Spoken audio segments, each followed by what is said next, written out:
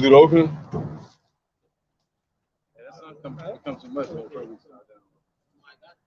Bro.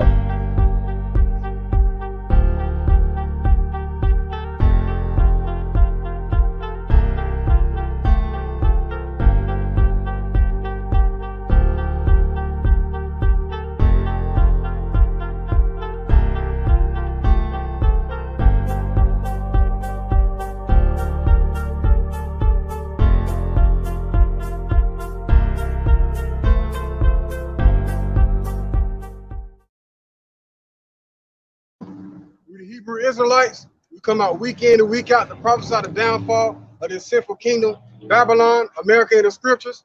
Before we begin, we want to give all honor, glory, and praise to the Most High and the proper names in the Hebrew tongue. We want to say Kal, Halayim, La, Yahweh, Bahashem, Yahweh Shai, Bahashem, Rakah, Kodash, Ma'amah. Double honors to the elders and apostles at Great Millstone who rule well. And double honor to our elders as well, R1 of this Lions Den Camp, Jacksonville, Florida. Come on, man. Hey, as you can see, hey, it's nothing but wickedness going on right now, man. Hey, you got different prophecies breaking out left and right, all right? That's why the Lord Yahweh Bashem Yahweh Shai told us to measure the time diligent in itself, all right, according to 2nd Ezra chapter 9, all right? So therefore, hey, if you're a man and you have testicles, you're supposed to be out here testifying, man. You know, presenting your body as a living sacrifice if you want to get out this destruction that's coming, man. You know? So therefore, hey, as you see, a prime example that's set up, this is what you're supposed to be doing. Somebody can grab 2nd Ezra chapter 15, verse 1, Babakasha. All right, this is the book of 2nd Ezra, chapter 15, verse 1. Because this is what the Lord Yahweh Bashem Yahweh Shai commanded us to do, especially in these times, man. Why? Because we're supposed to be sounding out that trumpet, giving that warning before destruction, all right? Hey, letting our people know to get ready before that battle gets here, all right? All right, hey, getting them ready before the battle gets here. All right, so when the battle get here, they won't be running around with like a chicken with their head cut off, as people say. All right, trying to figure shit out, man. You know. Yeah. Behold, speak thou in the ears of my people the words of prophecy, which I will put in thy mouth, said the Lord. So hey, we'll command it to speak the words of prophecy in the Lord Yahweh Bashem Yahweh Shai's people ears, man. All right, so therefore, hey, why? So we can warn you about the things that are coming, all right, before they get here, you know? All right, to say before prophecy, man, you know? Keep going. No, that's it. All right, this is Sirach, chapter 39, verse 1. But he that giveth his mind to the law of the Most High is occupied in the meditation thereof, will seek out the wisdom of all ancients and be occupied in prophecies. Hey, so therefore, hey, if you got the spirit of the Lord, what you going to be doing? Seeking out all the ancient, man. Looking at the generations of old, as scripture also tell you to do, man. Looking at the examples that were set beforehand, all right? So therefore, you're going to be indulged in the words of the Lord, Yahweh Bashem Yahweh Shai, man. Hey, strengthen yourself up. So when the time comes, all right, you'll be ready, all right, to be able to withstand the wiles of the devil, man. You know? All right. Come on, keep going. It says, he will keep the sayings of renowned men.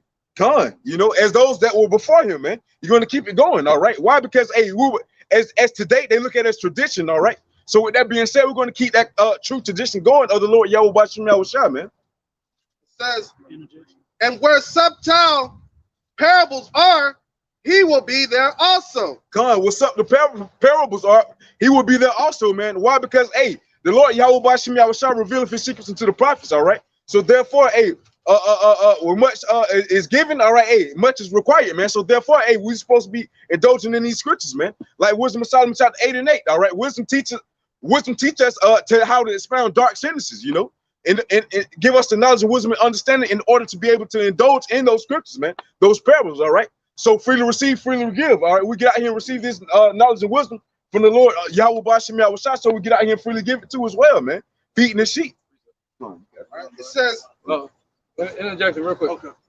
This is Ecclesiastes 12 and 11. The words of the wise are as gold and as nails fastened by the masters of assembly, which are given from one shepherd. The words of the wise are as gold and as nails fastened by the masters of assemblies, which are given from one shepherd.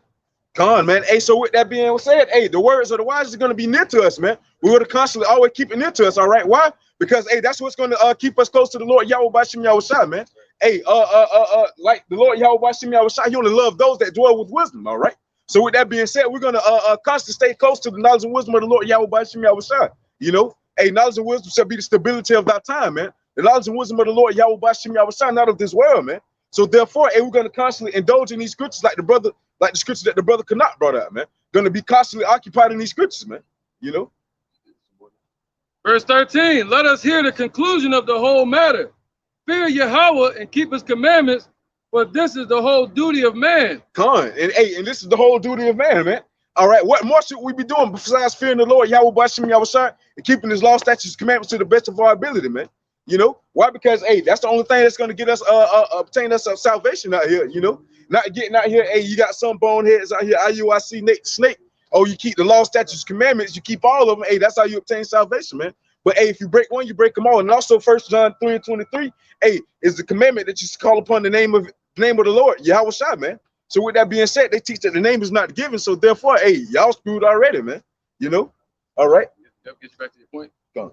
Remember, verse 1, Ecclesiastes 12:1. Remember now thy creator in the days of thy youth, while the evil days come not, nor the years draw nigh, when thou shalt say, I have no pleasure in them. Come on, man. Hey, remember the days of thy youth, man. So with that being said, hey, when the shit hit the fan, remember the days of thy youth, man. Remember when you was bulked up. Remember when you first got into the truth. Remember you was on fire, man. Hey, look at the, you know, hey, once again, look at the generations of old, man. You know, hey, those examples that were set before you, man. You know, so hey, how you was on fire when you first got into the truth, you want to be on that same way, all right? You want to constantly keep pushing, you want to constantly keep going, all right? You know? You can break that down. In the day when the keepers of the house shall tremble, and the strong men shall bow themselves, and the grinders cease, because they are few, and those that look out the windows be darkened. That's the collapse.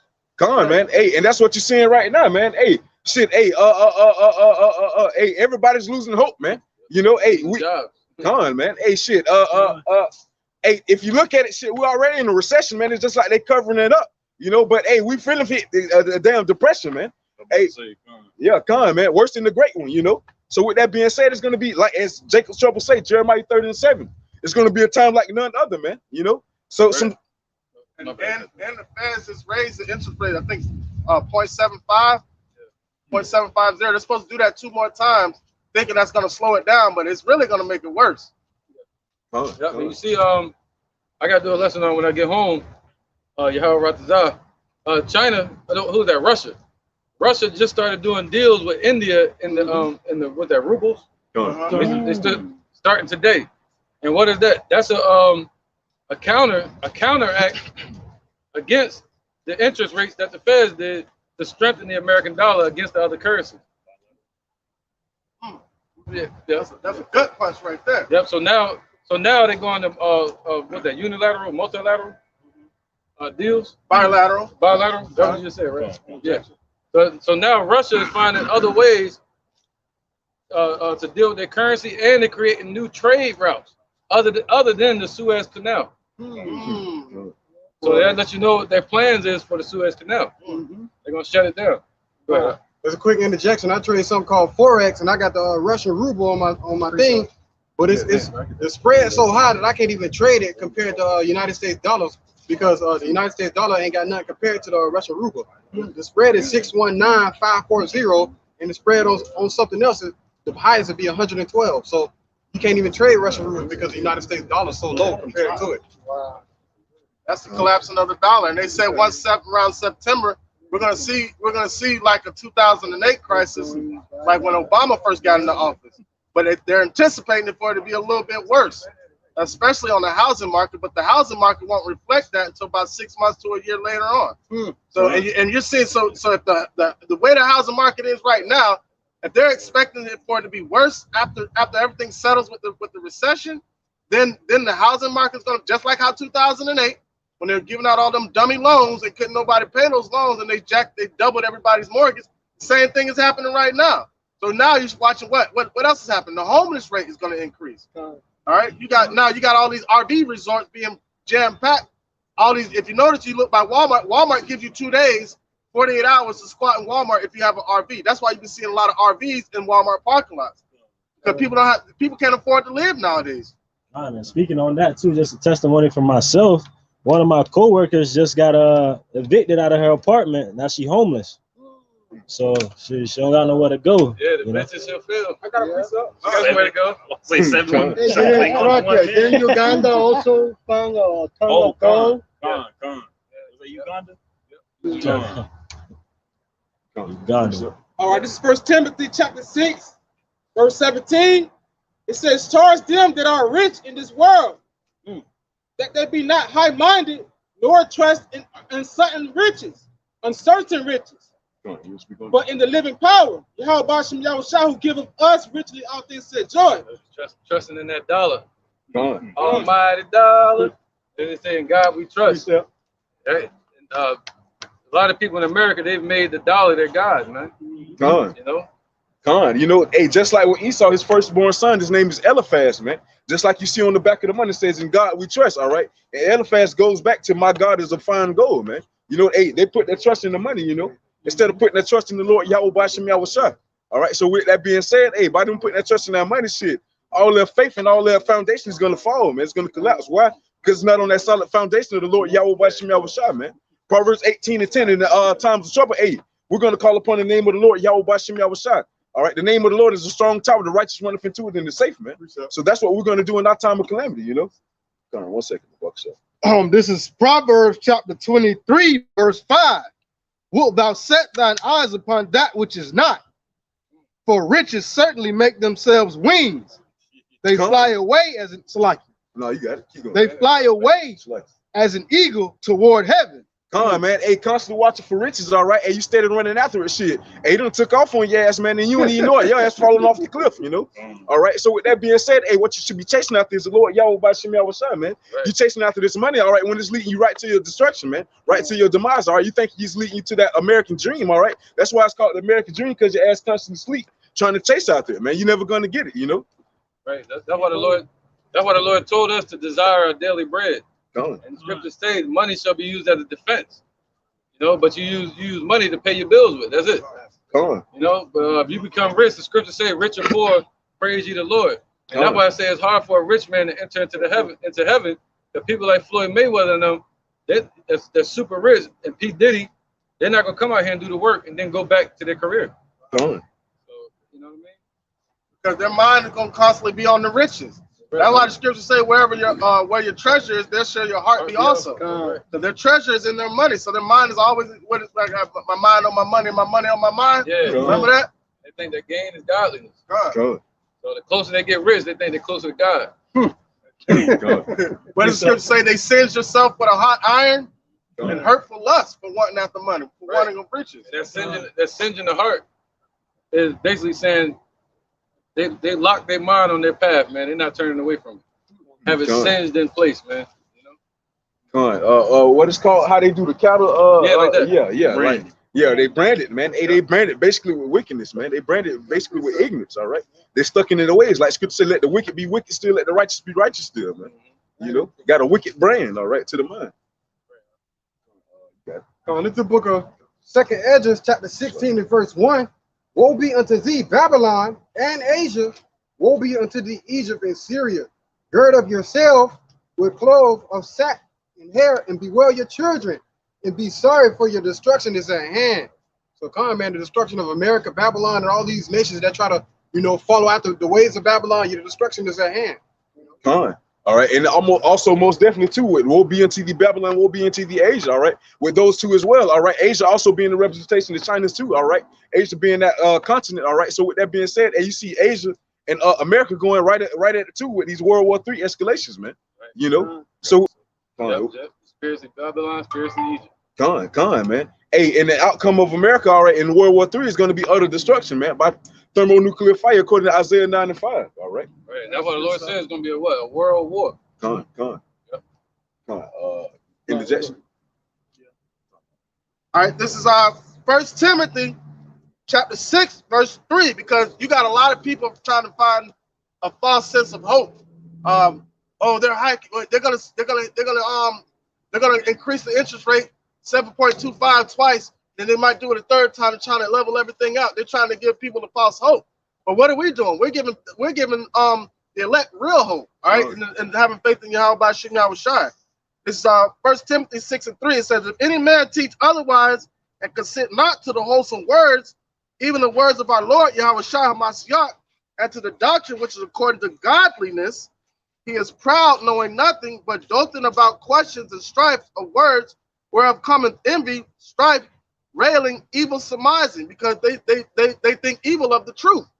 They don't want to partake of the truth because the truth ain't getting them no money right now. They don't believe in stashing riches in heaven because they don't see no interest in it, because they no numbers that they could watch fluctuate. You get what I'm saying? So verse 5, it says, perverse disputings of men, corrupt minds, and destitute of the truth, supposing that gain is godliness, from such withdraw thyself.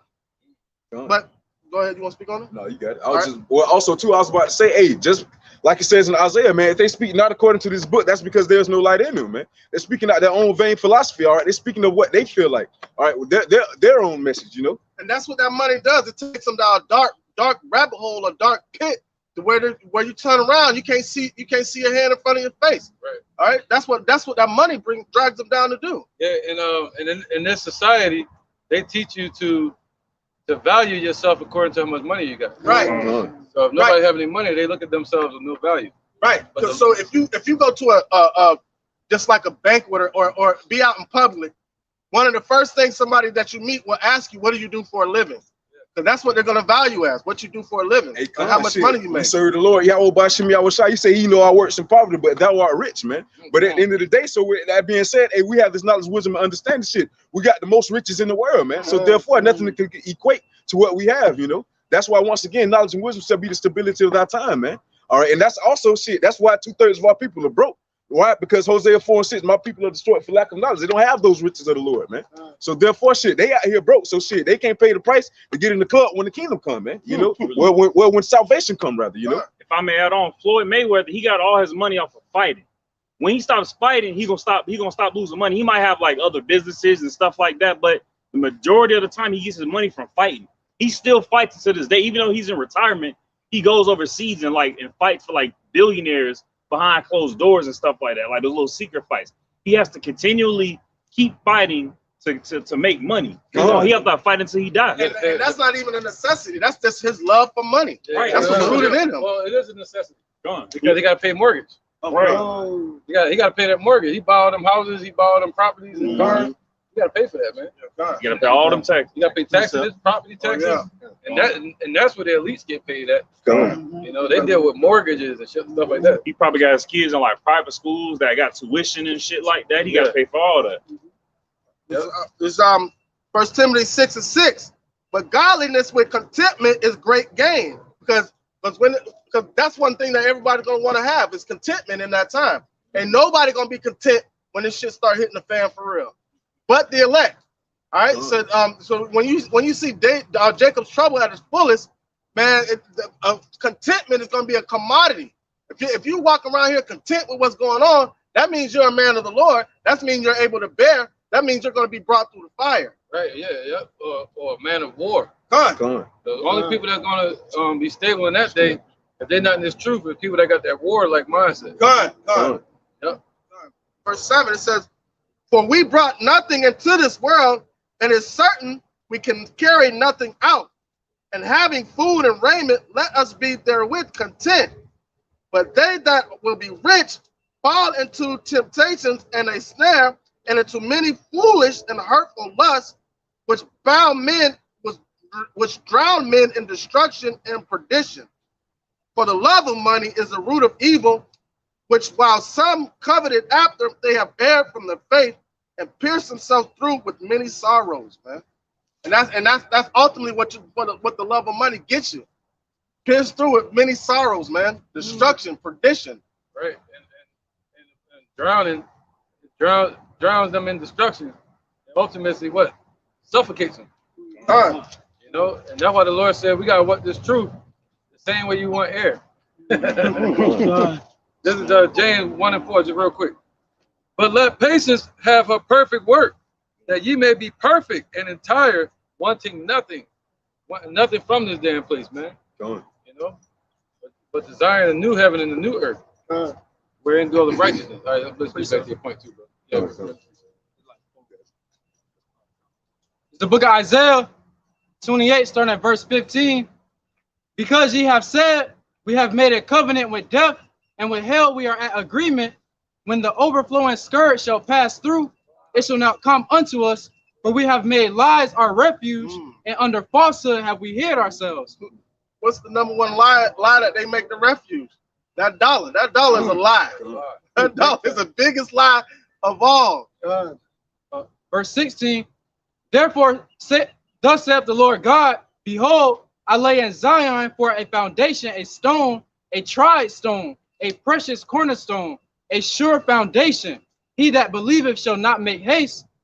Judgment also will I lay to the line, and righteousness to the plummet, and the hell shall sweep away the refuge of lies, and the water shall overflow the hiding place. And your covenant with death shall be disannulled, and your agreement with hell shall not stand. When the overflowing scourge shall pass through, then ye shall be trodden down by it. What's it, son? And this is what it's talking about. This is all they covering, where they hiding abundant. Right here. Gone. And their colleges and their schools. This is their cover. Seminary. Yep, and the Lord gonna destroy all of this and leave Jake sitting out there looking stupid. Naked. That's right, yep. Shame. Quick precept. This is Isaiah chapter 30, verse 1. It say, woe to the rebellious children, saith the Lord, Yahweh Bashem Yahushai, that take counsel, but not of me, and that cover with the covering, but not of my spirit, that they may add sin to sin. You know, just like the elder was speaking on, man. That's what they hiding up under, man. All these different philosophies of men right here. All right, instead of hiding up under the wing of the Lord Yahweh Bashem Yahushai, man, the ultimate protection to have, you know. So with that being said, hey, shit, by them trusting in that falsehood, all right, when the shit finally hit the fan, hey, everything is gonna come to upon them as a breach, man. You know, hey, shit, it's just gonna cave in on them, man. They're not gonna have anywhere to go, all right, you know. This is Proverbs chapter 21, verse 17. Just to back up what the brother Canuck was saying, how our people love this money and want to be caught up in the pleasures of this place. Go on. It says, he that loveth pleasure shall be a poor man. He that loveth wine and oil shall not be rich. So when you love pleasure, you're going to become poor. And our people, they love pleasure. People in Babylon in general love pleasure. So guess what? Eventually they're going to be poor.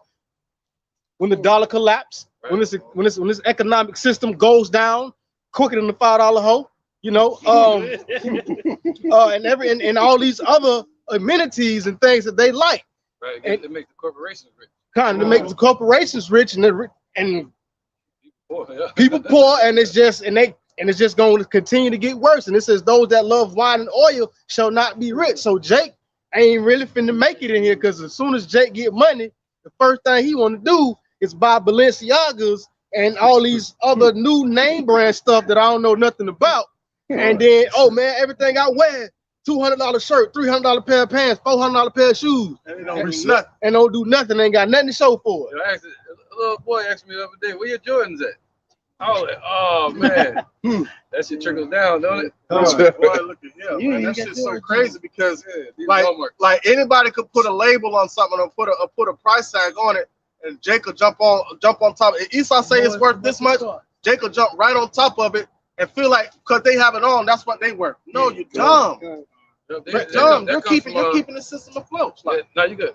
That comes from slavery. In slavery, this is the first thing our people will buy once they got some type of freedom or money. They would buy gold watches and a hat and some shoes and a suit. Hey, Con. There you go, in the suit. I knew there was one more thing in the suit. Con. It looks like Esau. Yeah, hey, just like off the scene in Django, man, when he first got freed, right? He went to put on that big flash ass purple suit, country ass suit, man. You know, and why? Because he seen that's what the Edomites were, so he felt that he would be accepted. I guess, you know, whatever the case may be, man. You know, just like they say, go grab the suit. You know, hey, prime example, man. Like the company I work for, the owner of the company, But I be seeing the stuff he have on. He be having on trash. I mean, straight trash. But he a millionaire. He be having on straight trash. I'm talking about like now. Sometimes when he try to dress up, he look different, but still be trash. Like he go to the thrift store and buys his clothes, like dead ass, and he's a millionaire. All right, same thing with mine, man. The owner of my job, and I work for a gym. The guy, he come in with some shitty shoes and some shitty work clothes. But when he try to step down, that guy have on some damn Ralph Simmons with this nice ass polo with these expensive ass jeans. It's like this guy is fucking crazy with a nice ass Mercedes. Like, Jake don't know how to turn it off. They always gotta always gotta wear their pockets on their exterior. You know what I'm saying? They gotta let you know what they value themselves as a piece of clothing that got somebody else's name on it. Yeah, that's a sign of insecurity. Right. And Low Babaku Shop. self-esteem. That's low self-esteem. And Babaku Shop, may I add, those same name brand stuff that Jake be wearing is made overseas for cheap labor. People working for 35 cents a day over there to make your Nikes. And you come over here and pay $4,000 and you think you somebody. And Nikes only cost $23 to make. This is Sirach chapter 31, verse 2. It says, watch it. So like in verse 3, it says, the rich have great labor in gathering riches together, and when he resteth, he is filled with his delicacies. All right, with his delicacies. All right, just like the Akin was just speaking on, man. Hey, about the bosses. All right, shit. They come in looking like shit. All right, but yet 2/3 of our people. All right, Jake, shit. They barely making enough money, but with that money that they barely making, shit, they were trying to go spend it and look flashy, man. But yet you got these millionaires out here, shit. They can go spend their money on whatever the hell, you know, right, and still have money left over to do whatever the hell they want, man. They can go spend their last dollar on some bullshit and still be needing to pay rent, you know. And really, it's the ruling class mentality that our people lack. Because like you said, his boss, he don't spend a lot of money on his clothes, but he spent a lot of money on his businesses and investments to make himself more money. He doesn't. So it's a mindset. Yeah, it's a mentality thing. Jake just want to buy, accumulate more debt. That's what Jake want to do. They just want to buy this, and put them more in debt. They don't want to buy assets, and we keep trickling down generational curses to our children. We buy our children. I said, man, they had a party at Chuck E. Cheese for a little boy, man. He was turning 1 year old. He ain't even gonna remember this party. But they spent thousands of dollars on these gifts for this little boy, man. Hey, good example. It's Curry now. As soon as he got his business started getting the name, what he do? Got the gold trim. I got my gold shining, man. Then who else? IUIC. Gone. You know, they got the golden phylactery, not the golden phylactery, Borders. golden borders, and that damn mask he had on. Yeah. Looking like rain off Mortal Kombat. Yeah, thank you. There you go. Yeah. It's a little more. Verse 4 of Sirach chapter 31, it says, the poor laboreth in his poor estate, and when he leaveth off, he is still needed. So come on, man. Hey, you'll go out here and work and shit. Go buy what you want to buy, all right, instead of what you need, all right? And you still need it at the end of the day, man. You know, hey, shit, you want to buy these $200, $300 pair of Jordans, all right, but yeah, shit, you still need to get your kids school clothes or something, man. You know, hey, they do all that, but they child don't know damn story in the Bible. Come on. Hey, come on. Neither do the parents too. Just like that post said, man. Hey, shit, y'all need to start reading the Bibles in the store because I just got robbed by Moses. Y'all gave him the wrong name, man. Shit need to be like something like Cain or something, man. You know. All right. Verse 5. All right, of Sirach chapter 31, it says, he that loveth gold shall not be justified, and he that followeth corruption shall have enough thereof. Gold have been the ruin of many, and their destruction was present. All right. So, Khan, man, he that loveth gold shall not be justified. Why? Because you constantly putting all your trust in this money, man. You putting all your faith in this money, your riches, all right? But at the end of the day, all right, shit, riches shall not save you, all right? What's going to save you is the Lord, Yahweh Bashim Yahushua, man. Calling upon his name, Romans 10:13, for whosoever call upon the name of the Lord shall be saved, man. And your tribulation shit, you ain't gonna ask goddamn Benjamin Franklin to come get you. Shit, he ain't gonna be able to do nothing, man. You know? Because if you think about it, like I like to say, this system likes to get the butter from the duck, or blood from a turnip. Those are the things that sounds impossible to do, but that's how the system just grinds you and grinds you and grinds you. And I told that to my boss one day. I said, man, y'all got the butter from the duck today. And he went and looked it up because he didn't know what it meant. He's like, damn, you feel like we grinding you out like that? I said, sometimes it's real. But the system does. The system does, because when you go home and you got to get up and do the same thing all over again so you can get paid 2-3 weeks, or however they pay you. And you're supposed to get paid every day. But even if you get paid every day, you still can't suffice because the system is set up for you to keep you enslaved, bro. And everybody think it's a gift from God because they have a good job. Now, I mean, I appreciate my job. I ain't knocking that, but I know that's not my salvation. But people got in their mind that their 401k is their stability. You know? I bring a precept out real quick. This is Sirach chapter 20, verse 14. It says, the gift of a fool shall do thee no good when thou hast it. All right, so everybody look at this money as a gift, or they look at these jobs as a gift. All right, oh, it's a gift from God. But no, it's a part of this system that's setting you up for failure. It says, neither yet, all right, so a gift of a fool do thee no good when thou hast it, neither yet of the envious for its necessity, for he looketh to receive many things for one. All right, so now, by you getting this money, right, what does this devil want in return? Your time. Everything that's about you, he wants you to invest in this system, all right, to keep you as a slave. All right, it says, verse 15, he giveth little and upbraideth much, right? Because we get little penny wages, we get debt notes at the end of each week. That check that you get, that really is supposed to, your money is supposed to, you're supposed to have that money coming out of that that's account that's set up for you. If you look at the back of your social security card, those red numbers, all that's is on a stock exchange. Your parents sign your rights over to the state. That's why you have that birth certificate, which is nothing but like a bill of lading, a manifest of ownership. If you work in the warehouse, when somebody drops off a package, you got to sign it. They look similar. They all look similar. All right. It says, he opened his mouth like a crier the day he lendeth, and tomorrow will he ask it again, such as one is to be hated of Yahweh and man. That's your PPP loan. God. There it is. So now you see they getting it back. I'm talking about they getting it in blood too, with gas prices, inflation on the shelves. Wait till you file taxes this year. Wait till you file taxes this year. Yeah, y'all was living lavish. When the stimuluses and PPP loans was coming out, everybody thought they was in a good case. Vixen was a chick then too. Isaiah chapter 47, verse 3. Thy nakedness shall be uncovered, yes, thy shame shall be seen. I will take vengeance, and I will not meet thee as a man. That's to the Edomites for all the wicked and stealing that they have done throughout the whole world. When Yahushua comes back, he's going to take you out. Hey, and that's what we're witnessing right now, man. Hey, the Lord Yahweh Bashem Yahushua lifting up Esau's skirt, all right, revealing the same, man. Hey, showing all the wickedness that has been doing, all right, showing all the atrocities that's been going on around the earth, man. That's why the nations were mad, man. They were foolish, all right. Why? Because they were falling after all the bullshit that America been issuing out, man. Falling after all the witchcraft, but now all that's being exposed, all right. That's why you witness let the weak say I'm strong. They're building up, all right, standing up against that bully America, man. All right, getting ready to take it down, you know. So with that being said, we witnessed the fall of America, man. You know, hey, like they said before, hey, it's basically watching Rome fall again with Wi-Fi, man.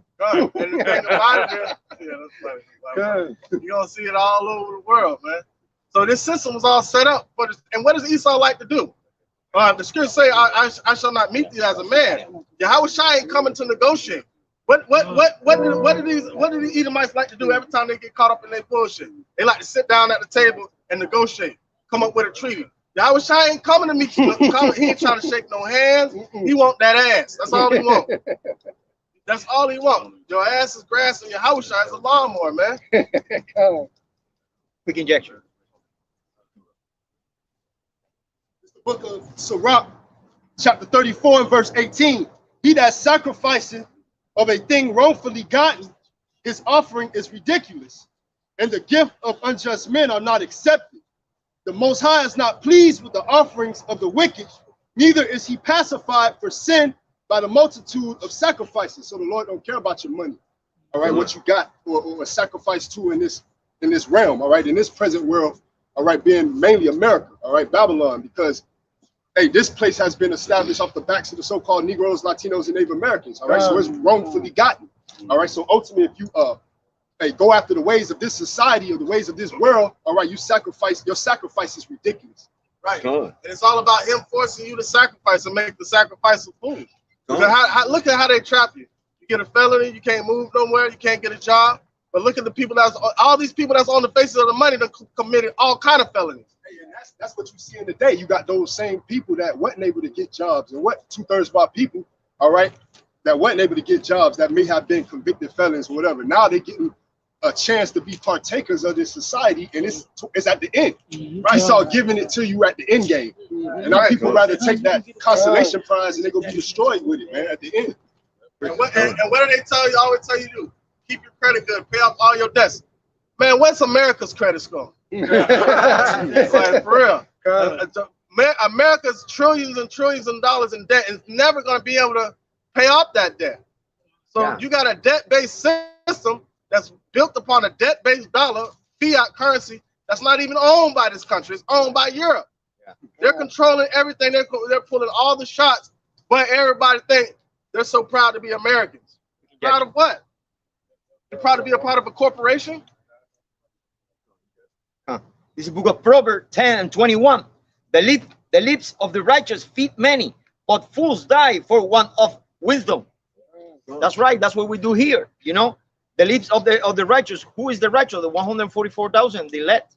You know what we do? We feed our people. You know, the people that want to hear this word. They want to have the doctrine. This doctrine. But a fool die for want of wisdom, because they don't have a knowledge. They don't have wisdom. The only thing they have is the vanity. That the thing of this world.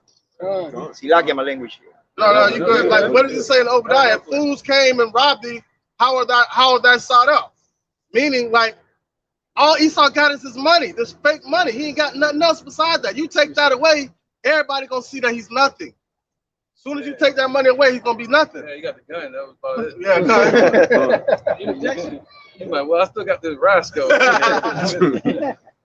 This is Proverbs 10:2. It says, treasures of wickedness profit nothing, for righteousness delivered from death. So the one that's following after the Lord's ways, all right, not men's ways, not the ways of the earth, of the system, all right, gonna be delivered, all right. But the one that's trusting in his money, these uncertain riches, all right, it says it's not gonna profit you anything, man. Go on. Yeah, well, go ahead. This is Sirach chapter 34, verse 21. The bread of the needy is their life, and he that defraudeth him thereof is a man of blood.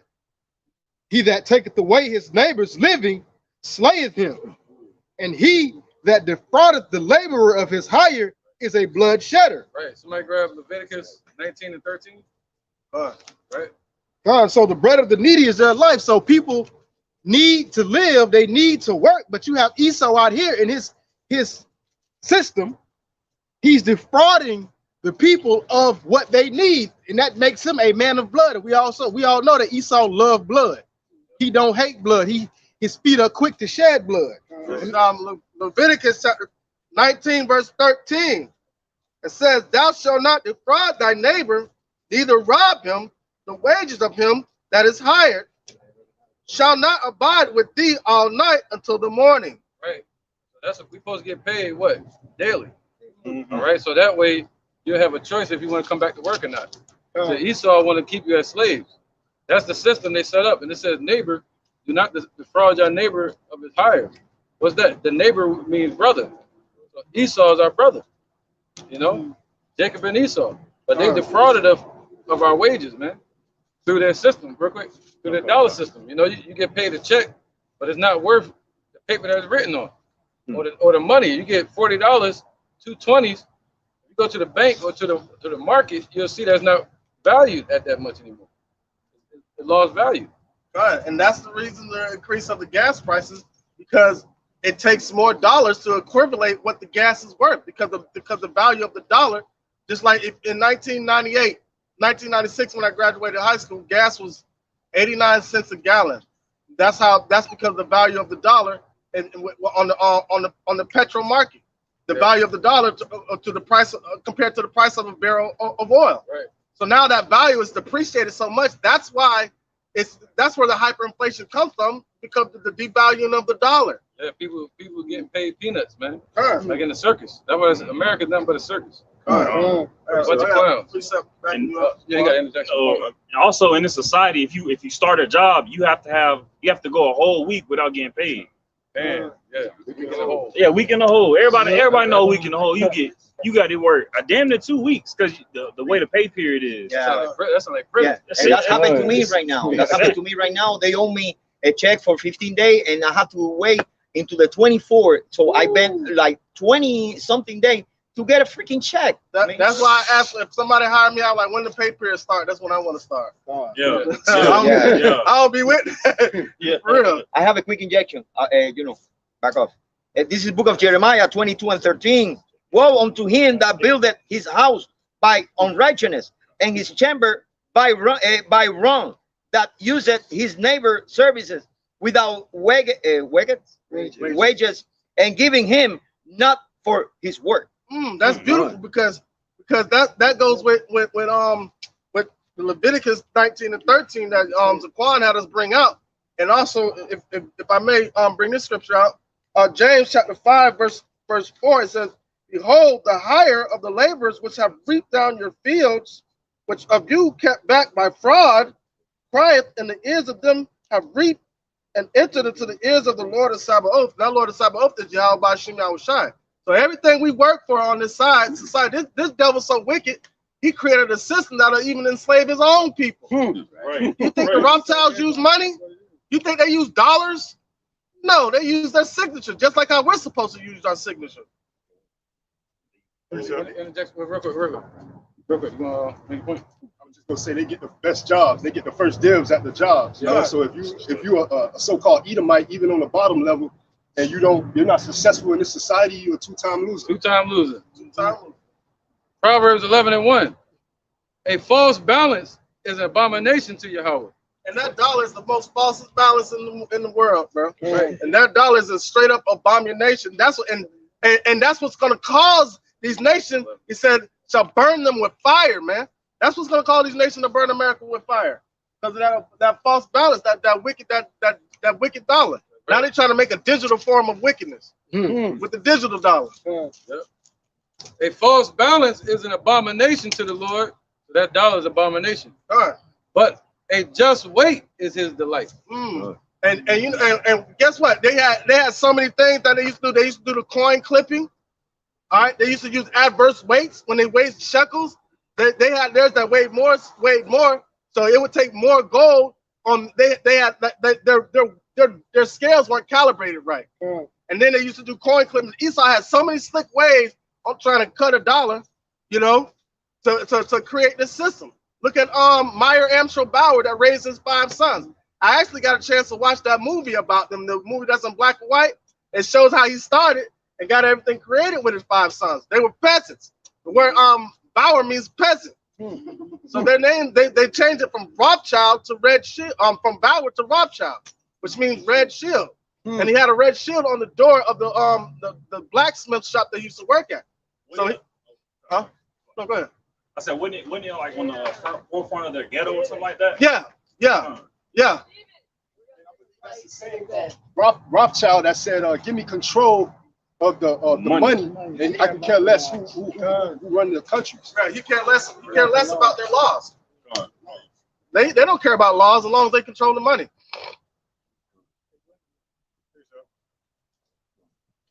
Now, this is the book of Isaiah, chapter 52, verses 11 through 14. Depart ye, go ye out from thence, touch no unclean thing. Go ye out of the midst of her, be ye clean, that bear the vessel of the Lord. For ye shall not go out with haste, nor go by flight, for the Lord will go before you, and the power of Israel will be your reward. Behold, my servant shall deal prudently, he shall not be exalted, he shall be exalted and extolled and be very high. Come on, man, that's the thing, man. We don't put our trust here in Babylon, or we don't run down to Egypt for help, because we know ultimately, the Lord is going to exalt us. You know, we know that we don't have to, you know, worry about the things and that go on here in Babylon, because when it comes down to it, when all hell breaks loose, the Lord is going to protect us at the end of the day. You start that over, We start with verse 11 again. Depart ye, Isaiah chapter 52 and verse 11. Depart ye, go ye out from thence, touch no unclean thing, go ye out of the midst of her, be ye clean, that bear the vessel of the Lord Yahweh Bashim Yahushua. Hey, Con, man, and those are going to be the ones that's not going to be defiled with women, man. The ones that's not going to fall under subject to these different philosophies that these devils are teaching, you know. So, hey, man, hey, shit, in our mouth is going to be found no God. Why? Because we're not going to be teaching any lies. We're going to be teaching 100% truth, man. You know, hey, under the covenant of the Lord Yahweh Bashim Yahushua. All right, standing on the foundation of the Lord Yahweh Bashim Yahushua, man, with that 100% faith, man. You know, so therefore, hey, we got to keep that faith, all right. Hey, well, no man should want her mate. Therefore, we're going to come out of here clean, man. You know, not having wavering here and there, thinking this, maybe this or maybe that. Now we're going to have 100% faith in what the Lord Yahweh Bashim Yahushua have told us, man. And just think about how this system is set up. They say you want to make more money, get a better job. They push jobs and schooling and university. They don't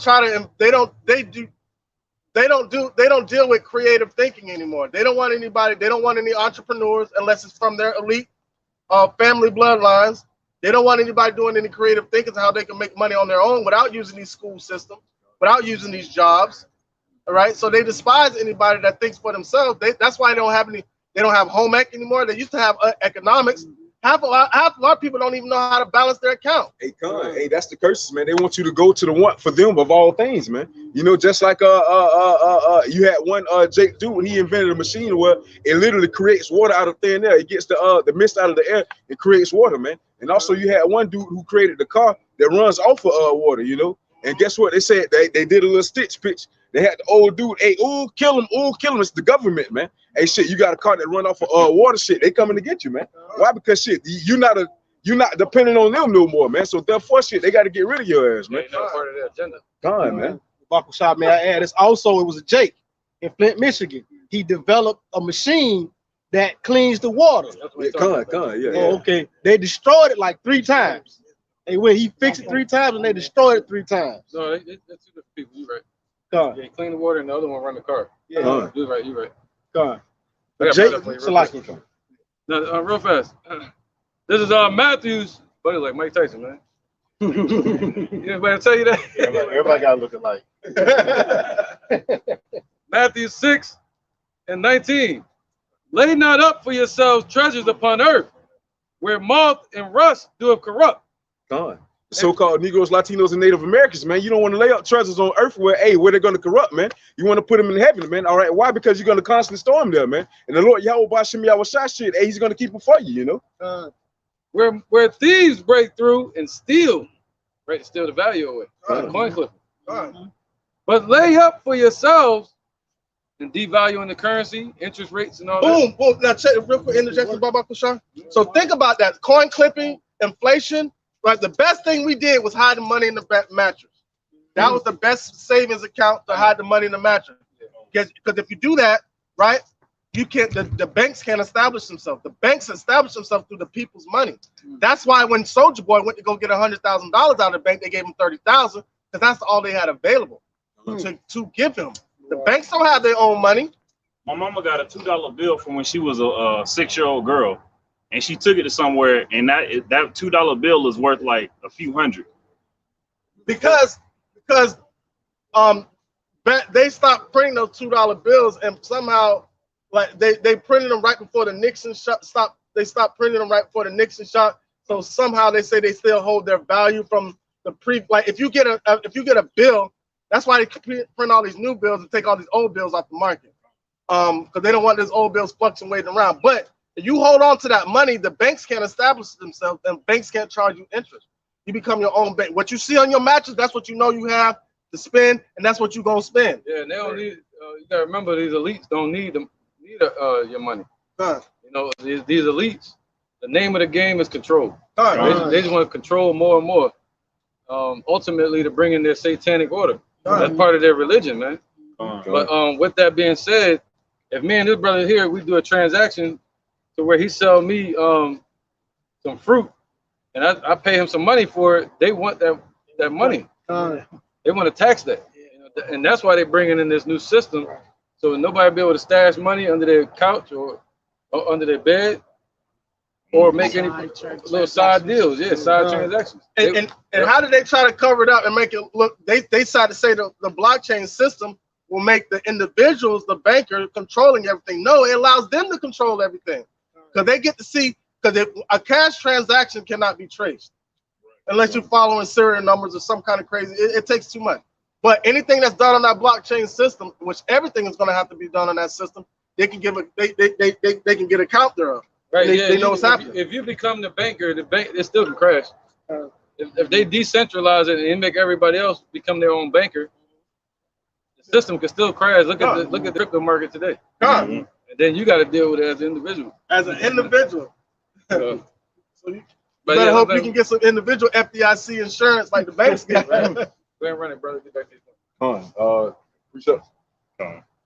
This is 1 Peter chapter 1. Let me finish this real quick. Go ahead. Matthew 6 and 20. But lay up for yourselves treasures in heaven, where neither moth nor rust doeth corrupt, interest rates, and where thieves do not break through and stealing the value away, devaluing the currency. For where your treasure is, there will your heart be also. The light, so if this place falls and your mind is in this place, you fall with it. You fall with it. You know? That's why the Lord said, knowledge and wisdom shall be the stability of that time. Keep it stable. The light of the body is the eye, the mind. If therefore thine eye be single, thy whole body shall be full of light. So if your mind is focused on the light, your body should be full of light. If your mind is focused on the kingdom, that's your goal, that's your focus, then your body's gonna be, your whole being is gonna be full of that. But their mind is focused on America, this nighttime that we're in, they're gonna be full of that same darkness. And if I may add on, man, because like you say, hey, where a man heart is, that way his treasure be also, man. Right. So man, so therefore, hey, if your treasure is on the Lord, Yahweh Bashim Yahweh Shai, shit, you gonna be racking up, stacking up that money, putting it in that heavily bank account, man. Right. You know, so therefore, if you focus in the world, all right, hey, you focus in the world, shit, you storing those riches in that earthly bank account, shit, hey, man, shit, you're gonna be lost in the sauce, man. Why? Because shit, once that shit collapse, hey, shit, you go, oh man, what I do? Hey, shit, hey, man, shit, you gonna be running around like a chicken with your head cut off, man. Right, man. That's why, let me just keep going. It says, but if thy eye be evil, thy whole body shall be full of darkness. If therefore the light that is in thee be darkness, how great is that darkness? Look at the point. No man can serve two masters, for either he will hate the one and love the other, or else he will hold to the one and despise the other. You cannot serve Yahweh and Mammon, which is riches. So man. Hey, you can't get out here and serve money and serve the Lord Yahweh Bashim Yahweh Shai. Why? Because you're gonna love one more than the other, man. For one, money is a god in itself, man. Once again, going back to Eliphaz, man, Esau's firstborn son. My God is a fine gold, all right. Esau set the tone, man. That's their God, man. Right, that's why they love money, you know. Gone. That's what they call Oprah, most powerful woman in America. All right. They got money. And also, that's why they exalt it so much that, hey, the more money you have, the more powerful you are in this world, man. Right, you know, so with that being said, hey, that's the God that they praise, you know. All right. Real quick, but Bakashaw, then that's why the scriptures say that money is a defense and wisdom is a defense. But wisdom give life unto those that have it. Right, you know, the money can't do that, man. Yeah. The farthest money is going to get you is this kingdom, and that's it. You know, once this kingdom is destroyed, the money goes with it. That's why wisdom is the one that's on top, man. That's what's trumping it all. Right, it's like a treasure hunt. You're gonna get your treasure, but it's about where you want your treasure to be, in the kingdom or here.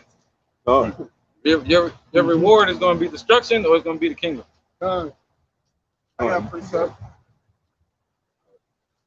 Sirach chapter 40, verse 26. Riches and strength lift up the heart, but the fear of the Lord is above them both. There is no want in the fear of the Lord. It needed not to seek help. Riches and strength lift up the heart, man. Why? Because, hey, that's the shit that builds up pride, man. Why? Because the more that shit that you have, the more that you think of yourself, man. But, hey, if you have more knowledge and wisdom and understanding of the Lord, Yahweh Bashim Yahweh Shai, hey, you're going to be a humble soul, man. Why? Because, hey, you know that the Lord is near those of a broken spirit and a contrite heart, man. So therefore, you're not gonna be holding yourself up here when you know you're down here, man. You know, hey, why? Because hey, shit, you low in the lowly spirit, man. Why? Because shit, hey, this shit is constantly pressing down on you. But hey, the spirit that's dwelling within you hold us up here, man. And that's the spirit of the Lord Yahweh Bashem Yahushua, you know. Come on, you got it. It says, the fear of the Lord is a fruitful garden, and a covert, and covereth him above all glory. My son, lead not a beggar's life, for better it is to die than to beg. The life of him that dependeth on another man's table is not to be counted for a life, for he polluted himself with other man's meat. But a wise man will beware thereof. Hey. Yep, and that basically shows our condition. Right. We have no choice but to go and work in this system, to another man's table. So that shows you that we're still in slavery. And also with that, our people, 2/3 of our people are trying to sit down at the king's table and eat. They're trying to live according. They want to get higher up in this system. They don't want to chill with the peasants. They don't want to chill with peasants. They don't want to be with the field Negroes. You read that again, all right, it says, my son, or the fruitful garden. That part, the last part. All right, it says, my son, lead not a beggar's life. Better is it to die than to beg. The life of him that depended on another man's table is not to be counted for a life, for he polluted himself with other men's meat. That's what the Lord said. This is not your rest. Yeah.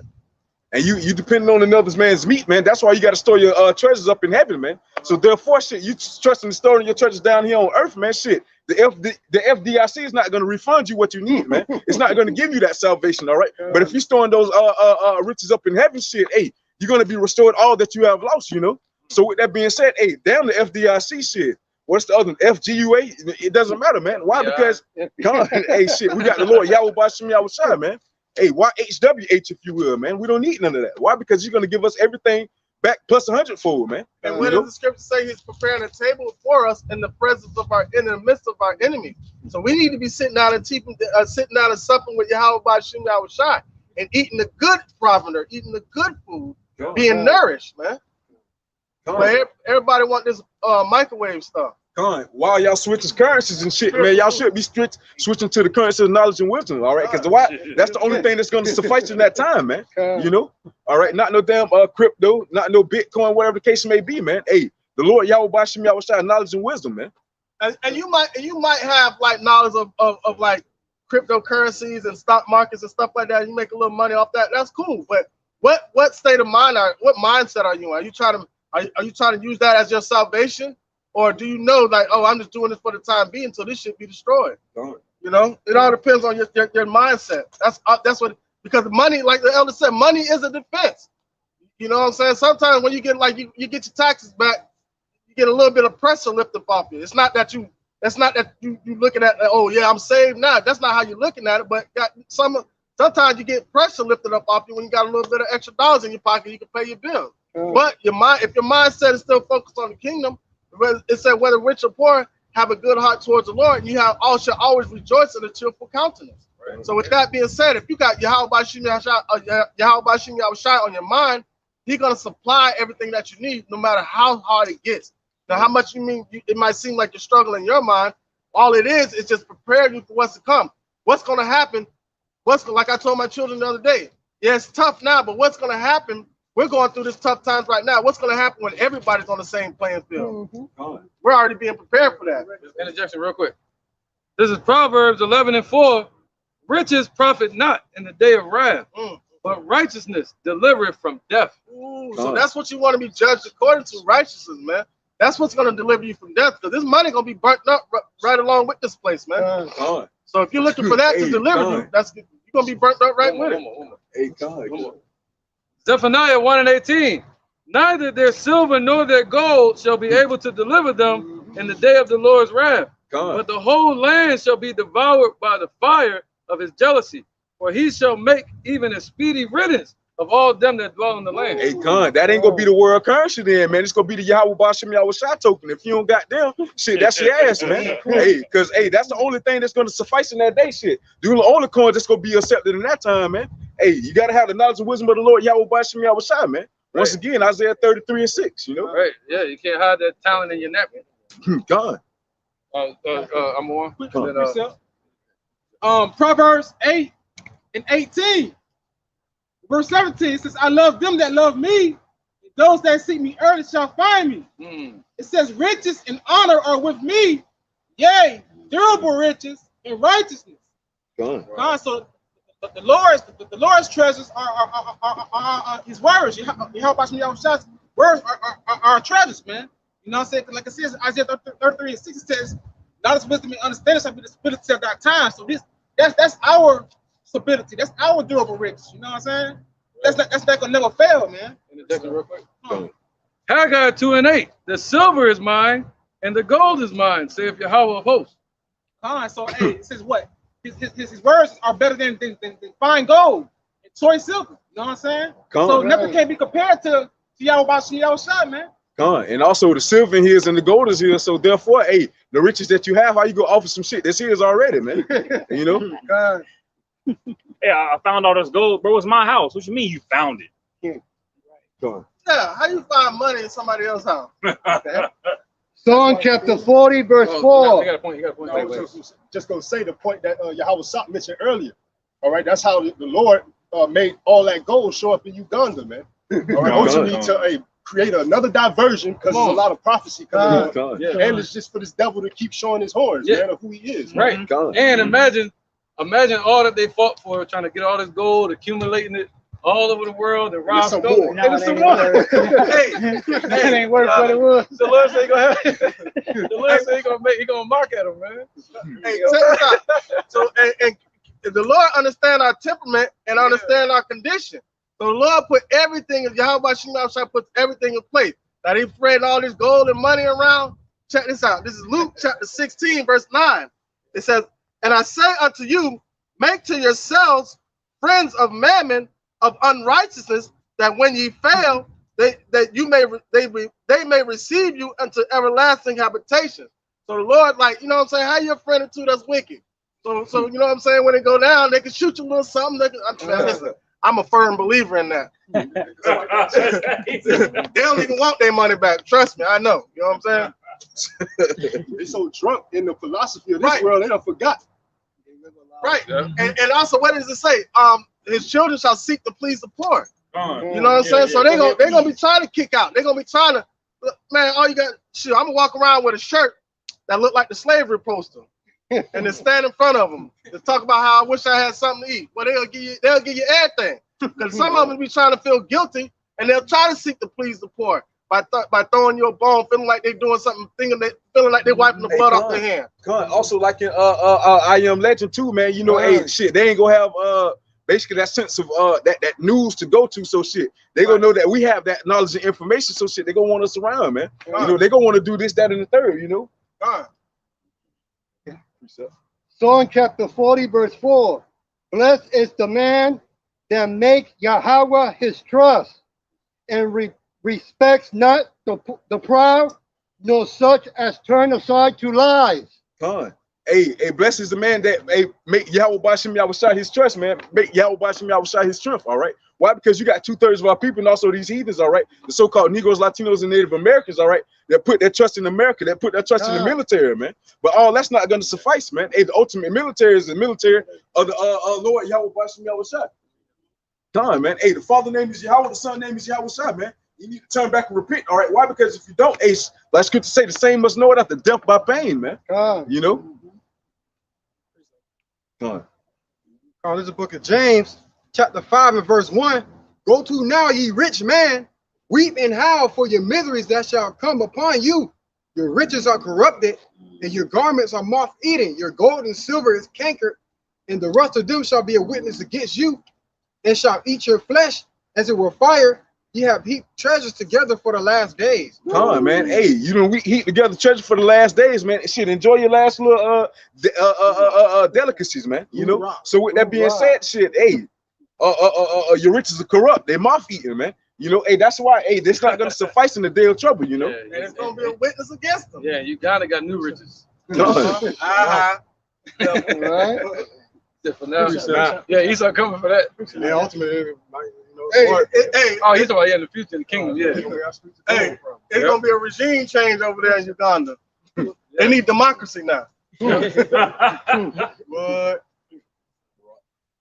In the kingdom, if I get all that going, I'm gonna use all one outfit.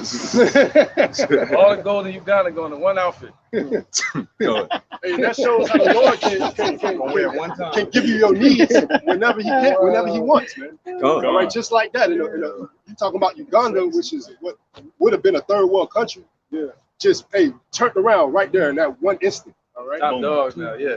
Hey, come. Lord Yahweh Shem Yahweh get an increase, man. Hey, and a decrease. Hey, just that quick. Uganda was a third world country. Now it's flipped around, and just that quick. Yeah. The United States was a powerhouse. Now it's a third world country. Quick.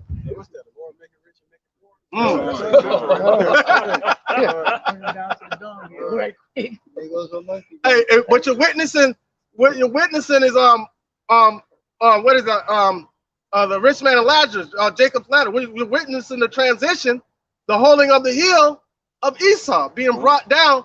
If they weren't going to fall, then we're going to be lifted up. As they're being brought down, we're being lifted up.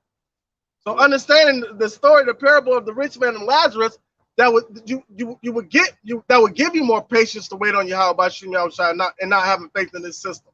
Like the scripture, I forget which one you read it, but let patience work her perfect work. Yeah, patience is a beautiful thing. When you have really true patience, scriptures also say a wise man shall wait until the right time to speak. This patience is a very noble thing to have within your spirit. That patience is a part of faith, because what does scripture say? Be humble when out of chains to a lower state. Roughly paraphrasing. So if you have patience, right?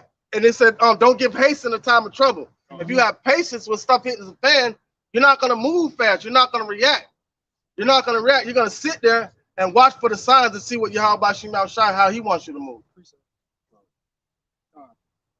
Let these precepts come out. All right, this is the book of Matthew, chapter 7, starting at verse 24. Therefore, whosoever heareth these sayings of mine and doeth them, I will liken him unto a wise man which built his house upon a rock. And the rain descended, and the floods came, and the winds blew and beat upon that house, and it fell not, for it was founded upon a rock. And every one that heareth these sayings of mine and doeth them not shall be likened unto a foolish man which built his house upon sand. And the rain descended, and the floods came, and the winds blew and beat upon that house, and it fell, and great was the fall of it.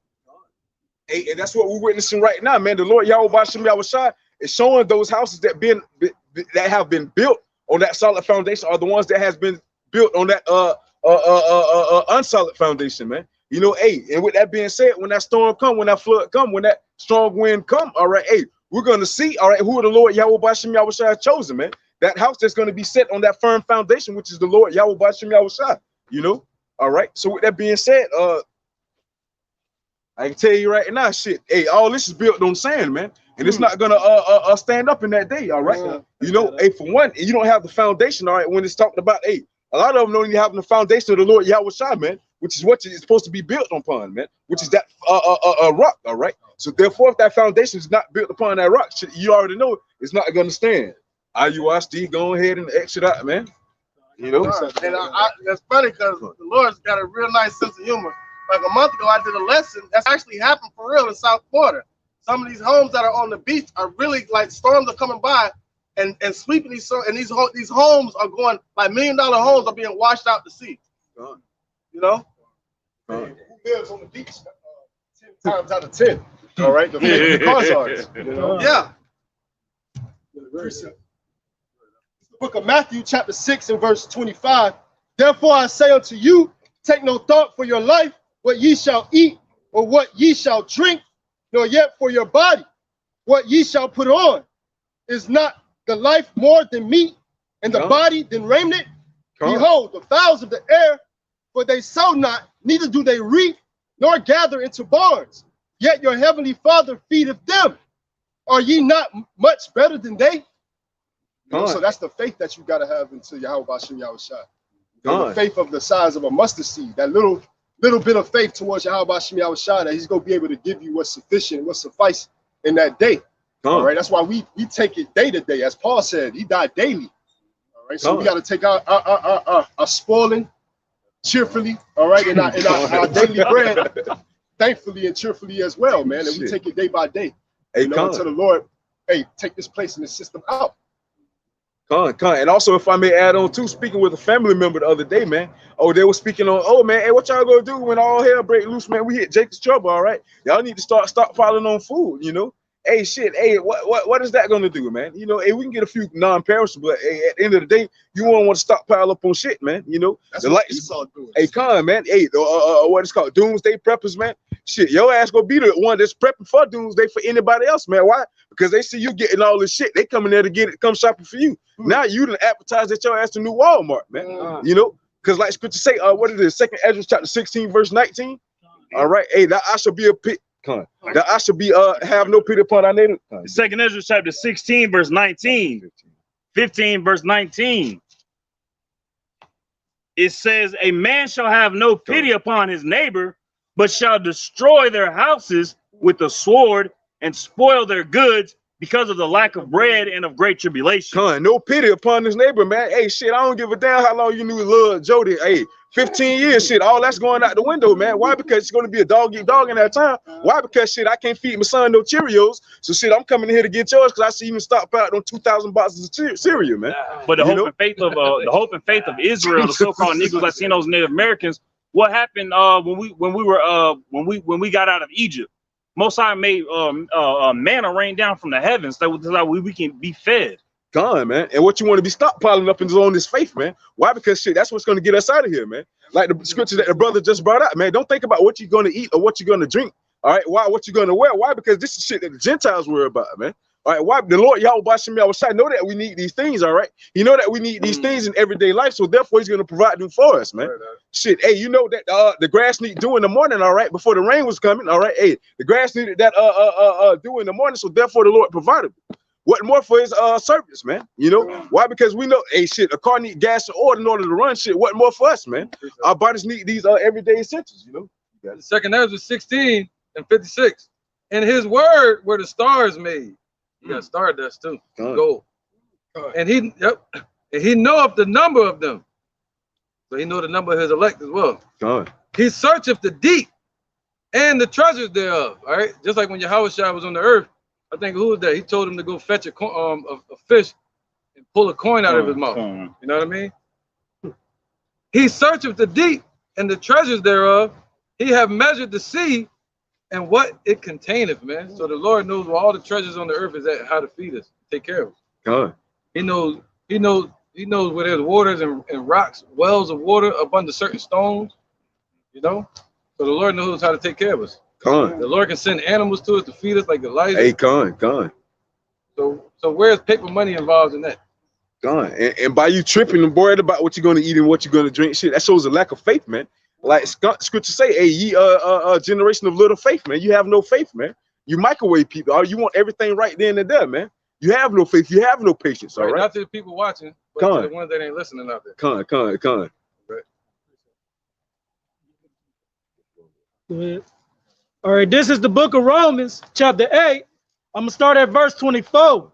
For we are saved by hope, but hope that is seen is not hope.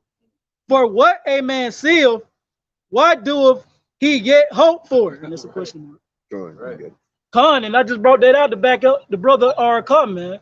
You know what I'm saying? That's what we say by hope. We hope for salvation, man. That's why we say the hopeful elect, man. You know, we hope that we part of that. That's our faith, man.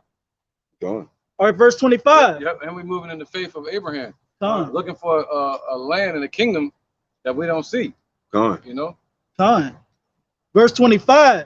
But if we hope for that we see not, then do we with patience wait for it. And that's basically what the elder was saying, man. You know what I'm saying? We have faith that for the kingdom of heaven, we're going to sit here and wait for it and do the works while we wait, man. Right, because patience is an action word. Right. And faith without works is dead. Cause like scripture say, what we have no continuing city, but we seek one to come, man. Hey, shit, we don't have nothing here, man.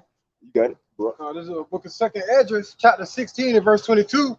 For many of them that dwell upon the earth shall perish of famine, and the other that escape the hunger shall the sword destroy. 2/3 Jake, you know, that ain't dwelling with wisdom, knowledge, and understanding. You know, many of them gonna perish in famine. Many of them gonna be dying in these camps. You know, what the scripture said. That was 2nd Esdras 16. 16:22. What it said about him that it'd be better for him to be slain with a sword than die of famine. You know, but most people gonna die of hunger, man. Come on. This is St. Luke chapter 6, verse 25. It says, woe unto you that are full, for ye shall hunger. Woe unto you that laugh now, for ye shall mourn and weep. So it says what? Woe unto you that are full. And if you go up to verse 24, it says, woe unto you that are rich, for ye have received your consolation. So pretty much the word consolation is like your help, your comfort.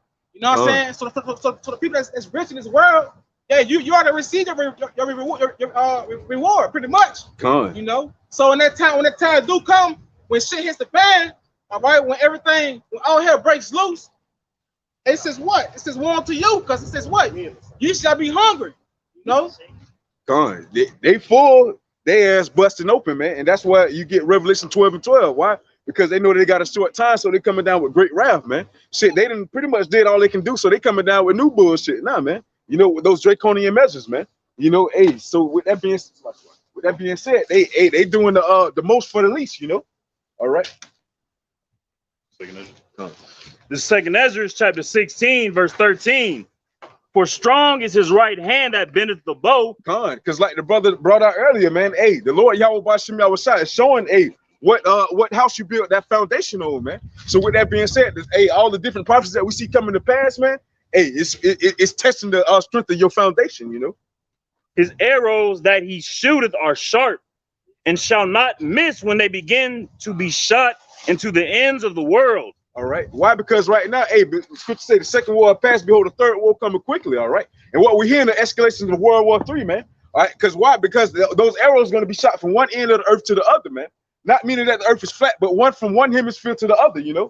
So with that being said, hey, that's what we're hearing right now. Those escalations constantly building up, man. As we were speaking on earlier, let the weak say I'm strong. All right.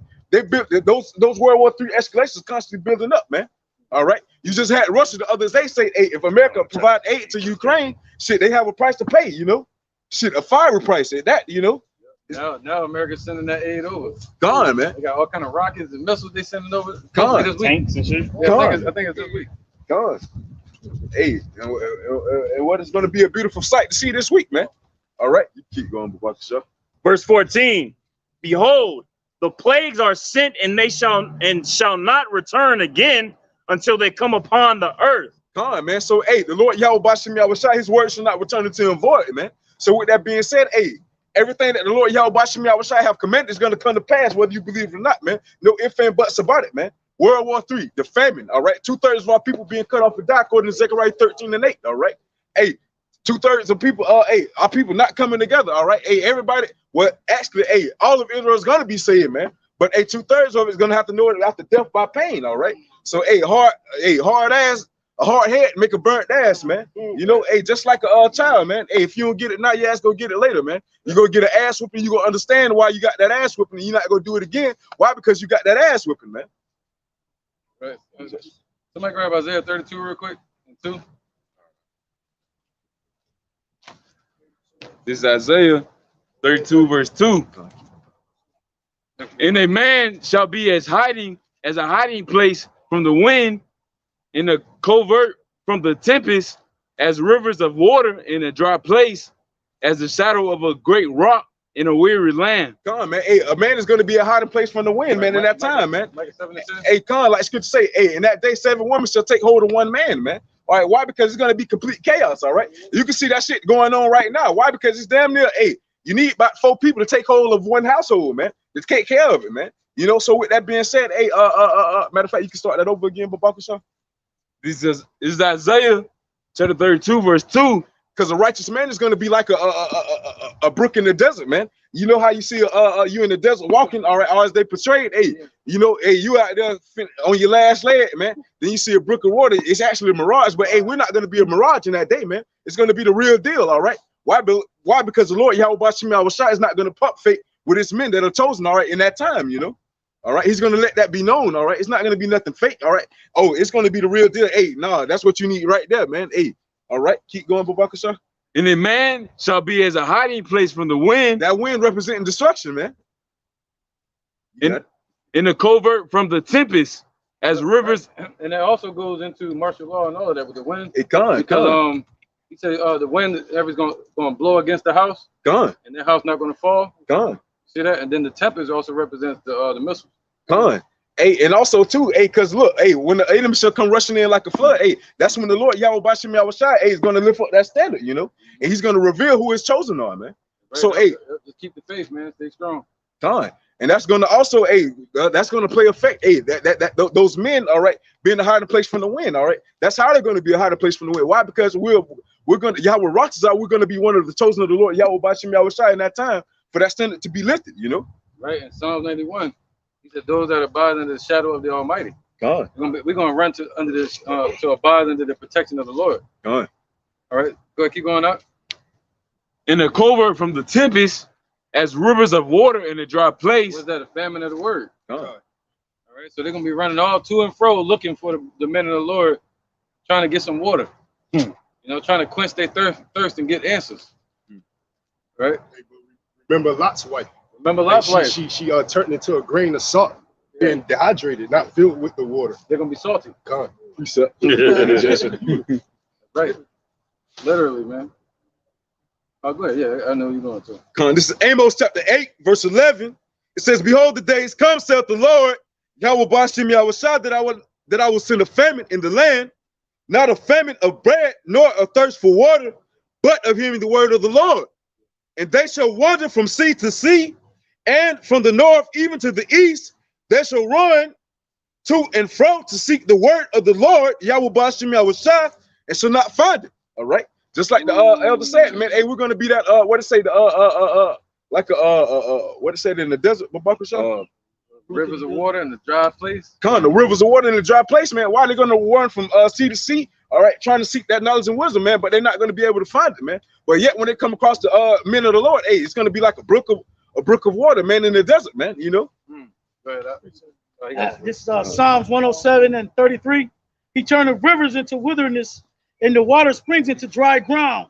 A fruitful land into barrenness for the wickedness of them that dwell therein. Hey, and we're witnessing that right now over there in what it is, Yellowstone National Park. The goddamn lakes and shit drying up over there, man. And there's also another one. I want to say the Great Lakes is drying up as well, man. Colorado River as well. Hey, everything drying up, man. The Lord Yahweh Bashim Yahushua showing his power, man. Right. All right, so therefore that's nothing but prophecy, man. Somebody get that. The vengeance shall fail. It's Micah, here come. This is Micah chapter 1 and verse 10. "Then she that is my enemy shall see it, and shame shall cover her, which said unto me, Where is the Lord thy power?" Right, man. Yep. "My eyes shall behold her, now shall she be trodden down as the mirror in the streets." There you go, man. So a lot of these women gonna be trodden down in that day, man. A lot of the ones that's giving you hell out there, talking all this trash, chasing after this system, looking down on you because of this system with money. And that day, they're gonna see everything you're telling them. That's why it's good to stand on the word of the Lord and tell everybody that you come in contact with what's about to happen, especially the people that's close to you. So when it goes down, they're gonna know that you told them, and they're gonna know the God that told you. Right? And they're gonna see that their destruction is coming. Psalms 91 and 1. Oh, actually, I'm gonna wait. Somebody hold something. Isaiah 32 and 10. Yeah, vengeance shall fail. And then when he finished reading that, I got a precept. And it's Isaiah 32 and 10. "Many days and years shall ye be troubled, ye careless women, for the vintage shall fail, the gathering shall not come." Right. What's the vintage? The vintage is like the choice wine or the harvest. You know, what's that? All the investments, 401ks, everything they hoping for, the future that they hoping for. Pride month, you know. And women's live. Women's live. They you know, they expecting to be rulers, man. And then also you little small in and out delicacies, man. You got tampon shortages, goddamn at the same time. Hey, man, what it is? The damn milk, yeah, the formula shortages and shit, man. Hey, and then also in that time, shit, you ain't gonna be able to go to lean, get your nails done, none of that good shit. You gonna have to go back to square one, man. The tampon shit, you gotta get the shit, the original, get a little wool and whatnot, cotton, and make your own, man. Hey, you know, y'all not ready for that, man. And just to add on, I remember I did a lesson a while back on how they had a Church of Beyonce, and she used a line in one of her songs saying she ripped the pages out of the holy book for her minstrel. All right, so that's how you wicked women go turn to. All right, just like the beehive, if you in the beehive. Right. And in the ancient time, they used to use sponge. They used to use sponges. Yeah. Or they'll use cotton. They'll take cotton, they'll have a belt and wrap it around their waist and use cotton. And they'll wash that out. Or they use a certain type of sponge. And now the guy that created the tampon, his wife was using a belt that she tied to cotton. So he wanted to fix that. He created the tampon. Yep. So in the ancient time, they use sponges. So that's something to know if you got daughters, you know what I mean? And your wife. Appreciate it. Let's finish this. Oh, you got an interjection, right? Bring it up, bro. It's 1 Peter chapter 1, verse 24. For all flesh is as grass, and all the glory of man as the flower of grass. The grass withereth, and the flower thereof falleth away. But the word of the Lord endureth forever. And this is the word by the gospel is preached to you. So if you put your hope and faith in man, whose flesh is as grass, and you put your word and faith in the glory of man, which is a flower that withereth away, then your hope and faith is going to wither away as well. But if you put your faith and your hope into the word of Yahweh Shem Yahushua, which endureth forever, then it's going to be nothing but smooth sailing. And that's going back to what the elder said, man. Everybody that you encounter, make sure you tell them about this truth. Why? Because hey, the words of the Lord Yahweh Shem Yahushua are going to surely stand true, man. But hey, shit, if some did not believe, let them be made a lie. But the Lord Yahweh Shem Yahushua is going to be made out of you, man. Why? Because his word should not return to him void, all right? Because everything that the Lord Yahweh Shem Yahushua commanded is going to come to pass, man.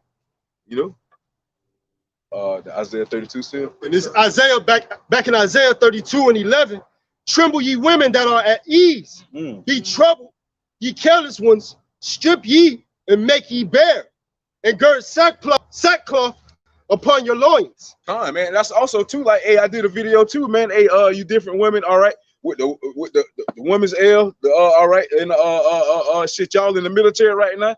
Oh, I can't believe it, we're at war. Hey, that's what the hell you signed up for, man. What you thought? You thought that shit was fictitious? You know, hey, shit, it was gonna come to pass one day or not, man. Hey, it was gonna come one day, all right, but not today is that day, man. You know, you can't back up that for not shit. Hey, you done signed up for it, man.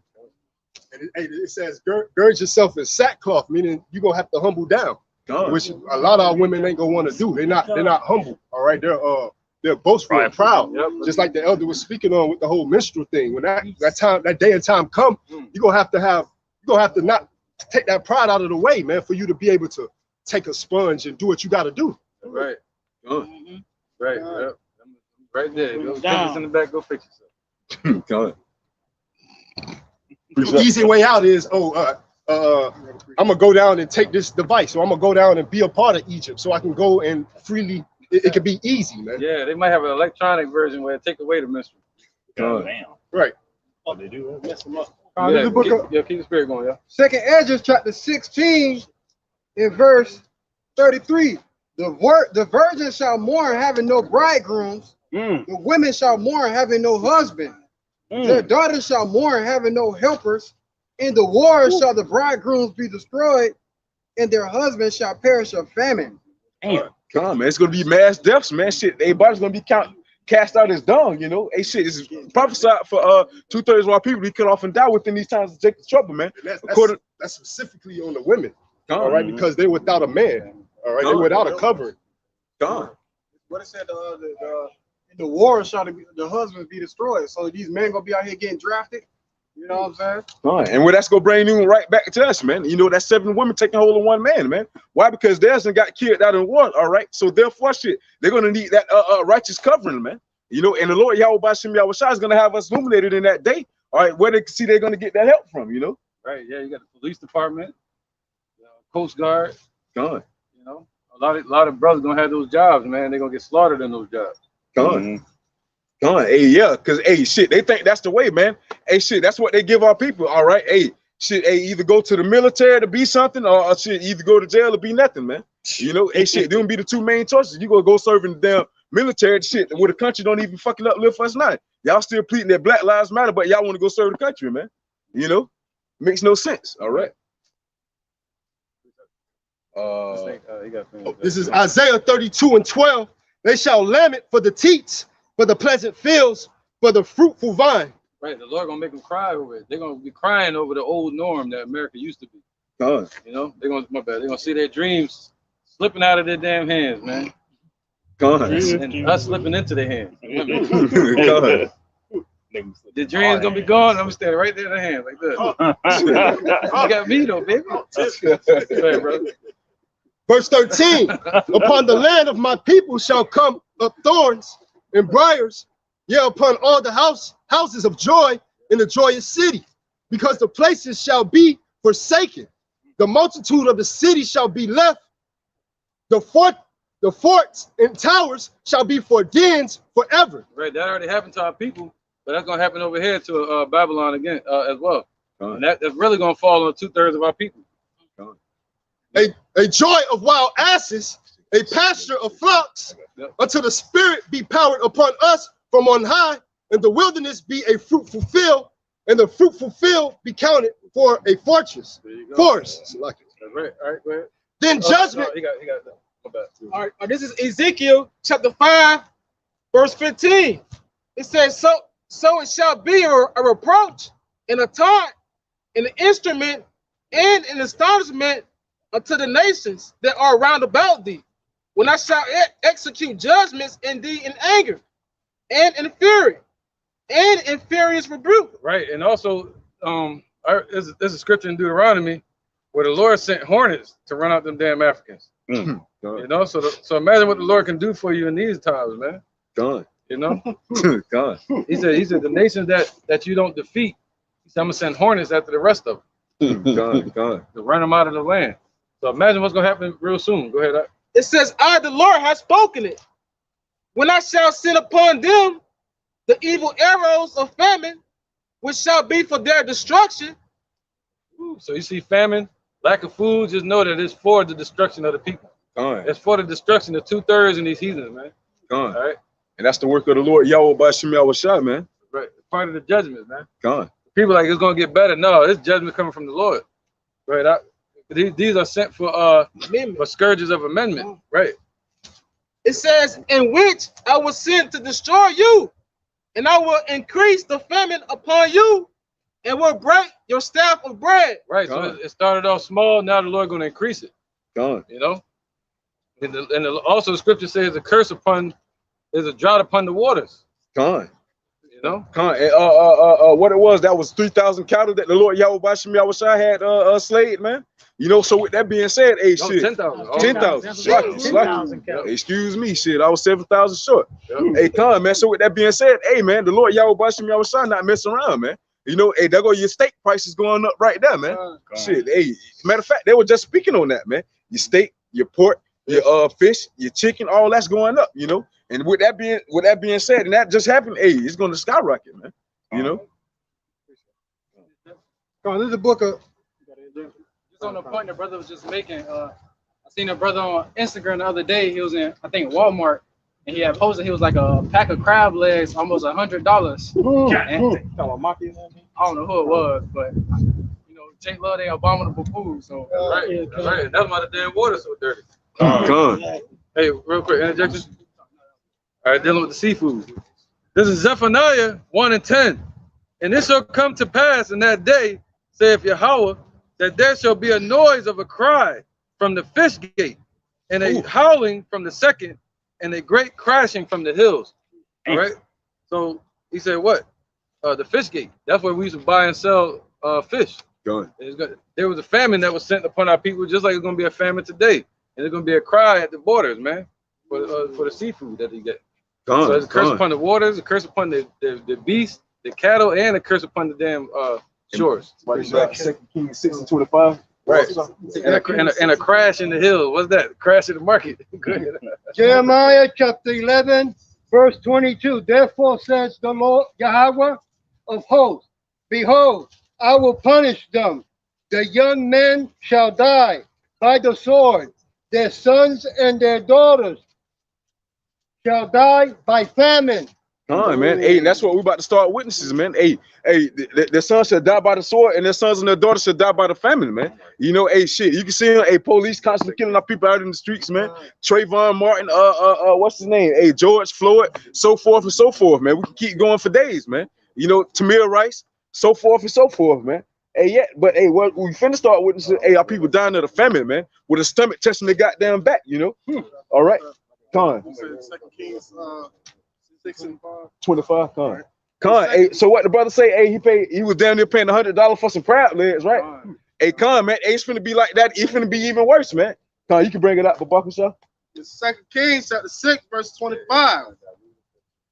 And there was a great famine in Samaria, and behold, they besieged it until an ass head was sold for 80 pieces of silver, and the fourth part of the cob of doves dung for 5 pieces of silver. Con, man. Hey, so you gonna be playing 80 pieces of silver for a damn donkey head and 5 pieces of silver for bird shit, man. Where was y'all at? 2 Kings 6 and 25. Oh no, it's not bird shit. Oh, Con. Go ahead again. Con. I was just talking. That's what we've been talking about. Hey, Con. I was literally gonna go do a lesson on that. Hey, Con.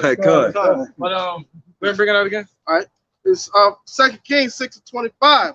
And there was a great famine in Samaria, and behold, they besieged it until an ass's head was sold for 80 pieces of silver. Right. I think this happened around 753 BC.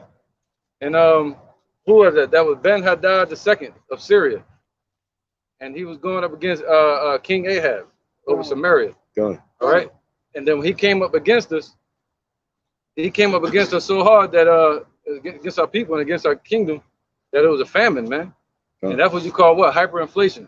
All right. Go ahead with the all right. And it says, and an ass's head was sold for 80 pieces of silver. Right. So an ass's head was sold for a lot of money.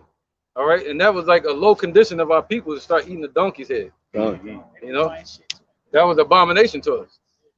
So the people they got so low level that they started doing that. Just like in the Roman Empire, people started eating their shoes because they made of cow leather.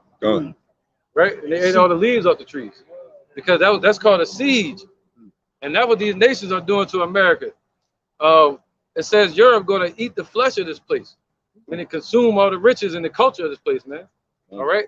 So it's going to be low. It's going to be so low that people are going to be eating pork. No, but what part of the pork? They're going to start selling the worst parts of the pig. Hoof or some shit. Yeah, like over in Venezuela, the crash that they just had, they started selling raw bad meat, bad steak. They was dumping damn truckloads of bones in the middle of the road, man. So it's gonna be on that, you know what I mean, like a low level. And the same people that were so prideful, you're gonna see them digging in the trash. All right, go ahead out. Whoever reading. That was it on the 2 Kings. Yeah. No, it was more. And it says, and an ass's head was sold for 80 pieces of silver, and the fourth part of the cob of dove's dung for 5 pieces of silver. Right. So a cab, which would be like a little tiny portion of dove's dung. They got dove's dung there, but they just saying that was a terminology for this certain type of food. Y'all know it's like a pita. It got Peter bread? No, it got calcium in it. We were talking about it. We had a bag of it. Gristle? Peas. It's like peas. Oh. Chickpeas. Hummus? Yeah. Hummus or chickpeas. Yeah. That's what's supposed to be there. But it's white like dove's dung. So they said on that little bit, a cruise of it, a little bit of it is going to be sold for a lot of money. You know, so that was. I thought it was versus. Yeah, no, it's not supposed to be there. They got doves dung there, but it's not supposed to be there. But so that's what happened. Can you read that again now so we can get clarity on it? All right. 2 Kings chapter 6, verse 25. There was a great famine in Samaria, and behold, they besieged it until an ass's head was sold for 80 pieces of silver, and the fourth part of a cob of dove's dung for 5 pieces of silver. Right, man. So that's what level America's gonna be on. You know, so everybody eating all these cuisines, going out the Red Lobster. You know, eating like mobsters. No. Yeah. Town centers. Yeah. They've been going to what's the shit? All these juicy crab places that's been popping up like crazy and shit like that. Yeah, you got Fat Joe and them talking. I'm sitting at the table. I'm eating lobster. And then he want to come talk. Where they get that from? The mobster. 3 meals. You see that? 3-course meals. Yeah, man. And just like on Ip Man. What was he at? China? And around that time in China, they had a famine. And that's what the movie was about. If you go back and watch it. Yeah, he was fighting for his right. He was fighting for a bag of rice. Right. And it was such a famine that on one table became about 5 at a table or 4. So they had to take one plate and break it up into 4 portions.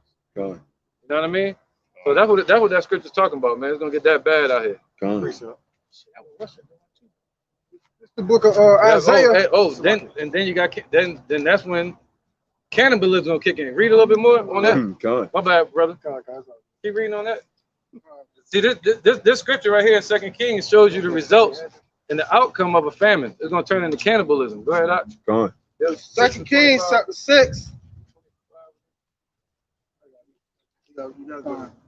2 Kings chapter 6, verse 26. And as the king of Israel was passing by upon the wall. Right, so he was walking upon the wall. All right. King Ahab, I think it was. Go ahead. There cried a woman unto him, saying, Help, my lord, O king. And he said, If the Lord do not help thee, when shall I help thee? See, that's what people like Nate Satan gonna say. He gonna say, Yo, I can't help you, man. Those are the hirelings. Call on Most High Christ bless. Yeah, you gonna call on Oh, yes. Right. You know, and Esau gonna be like that too. The door's gonna be shut in the streets, and they gonna say, "I can't help you." Yeah, Joel Osteen already set the tone for you. Joel Osteen, all the leaders, man. Yep, go ahead, brother. Out of the barn door, or out of the wine press, and the king said unto her, What aileth thee? What aileth thee? Like, what's bothering you? What aileth thee? And she answered, This woman said unto me, Give thy son, that we may eat him today, and we will eat my son tomorrow. Hey, come. Yeah, it's gonna be that bad, man. Hey, that's also going to the woe to them that give suck in those days, man. Why? Because shit, if y'all not have that covering of the Lord Yahweh by Shem Yahweh shit, ain't nothing gonna be up. Everything gonna be up for grabs for y'all ass in that day, man. Why?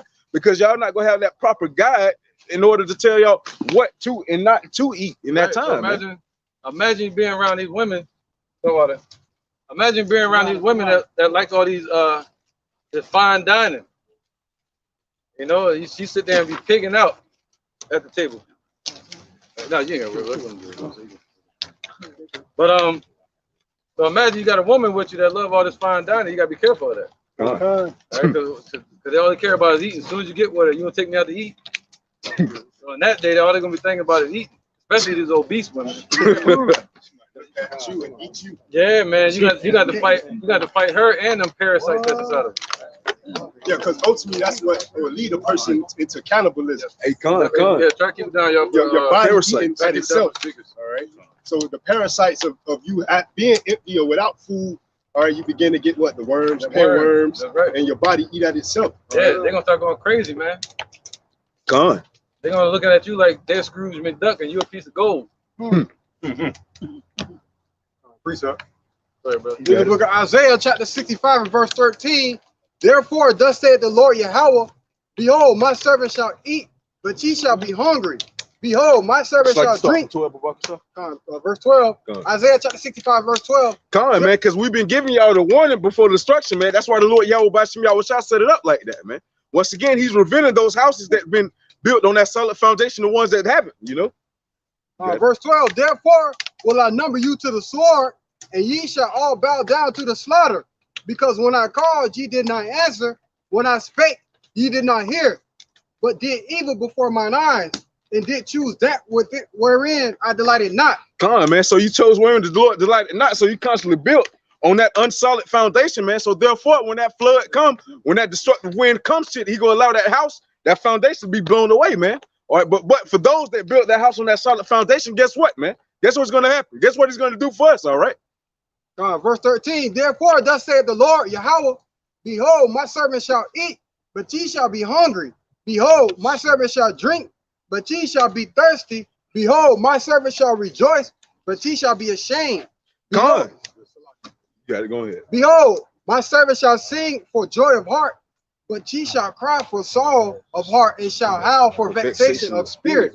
Come, man. So come, man. The Lord Yahweh Bashim Yahweh shall say, behold, my servant shall eat, but ye shall be hungry. Behold, my servant shall drink, but ye shall be thirsty. And why is that? Why? Because we did the things that are pleasing to the Lord Yahweh Bashim Yahweh shall, man. As you can see, getting out here, presenting our body as a living sacrifice, all right? Constantly exalting him, exalting the Lord Yahweh Bashim Yahweh shall, beating many back to the marriage as possible, man. Feeding his sheep, all right? Those are the things that are pleasing to the Lord, all right?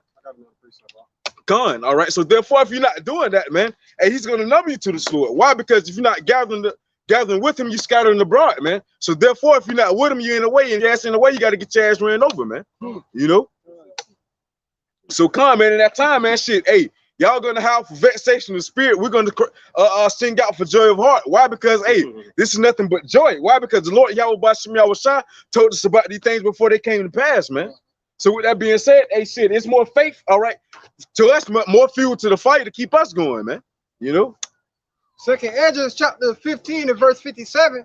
Thy children shall die of hunger, and thou shalt fall through the sword. Thy city shall be broken down, and all Zion shall perish with the sword in the field. They that be in the mountains shall die of hunger, and eat their own flesh, and drink their own blood, for very hunger of bread and thirst for water. And that's self-explanatory, man. Shit, hey, if you don't have that covenant of the Lord, Yahweh Bashim Yahweh Shai, man, your ass up for grabs, man. Yeah, that's some Egyptologists. Stay away from Come, man. And that scripture said that they'll eat their own flesh. drink their own blood for very hunger. Like cut off the leg and be like, ooh, I'm glad I got two of these motherfuckers. Like, goddamn. Limp them out. That's that movie, Snowpiercer. Gone. Yeah. Yeah, on that movie Snowpiercer, they were going through a famine at the back of the train. So they're trying to kill this child because they said child meat is the best meat. And so this man, he cut off his leg. He was like, hey, yo, eat this. So there was like a certain group of passengers that was cutting off their own limbs, so that way that the whole entire train didn't descend into chaos. And they was eating babies. Gone. Damn, that sounds like Coca-Cola and Pepsi. Gone. Hey, okay, this is Jeremiah 8 and 13. I will surely consume them, saith the Lord, Yahweh Bashim Yahweh Shai. There shall be no grapes on the vine, no figs on the fig tree, and the leaves shall fade, and the things that I have given them shall pass away from them. Come on, man. Hey, the Lord Yahweh Bashim Yahweh Shai going to allow you to fade away, man. Why? He says there's going to be no grapes on the vine, man. Why? Because he's going to allow Esau to pluck your ass up, man. Why? Because Esau is going to go around gathering all the grapes, man. He would gather them all, except for that the Lord didn't keep that cluster of grapes for himself, man. So therefore, if you're not a part of that cluster of grapes of the Lord Yahweh Bashim Yahweh Shai, man, hey, Esau is going to come around and pluck your ass up, man. Right. All right. And this right here was talking about the famine. Come. The famine came on our land. And the same thing's going to happen here, meaning there's not going to be anything left. That's why you got Esau destroying all the crops. And, and slowing down the imports right now. Yeah. That's what it means. You got Bill Gates buying up all the farmland and shit, man. You know? You'll be eating your BBLs in that day. God.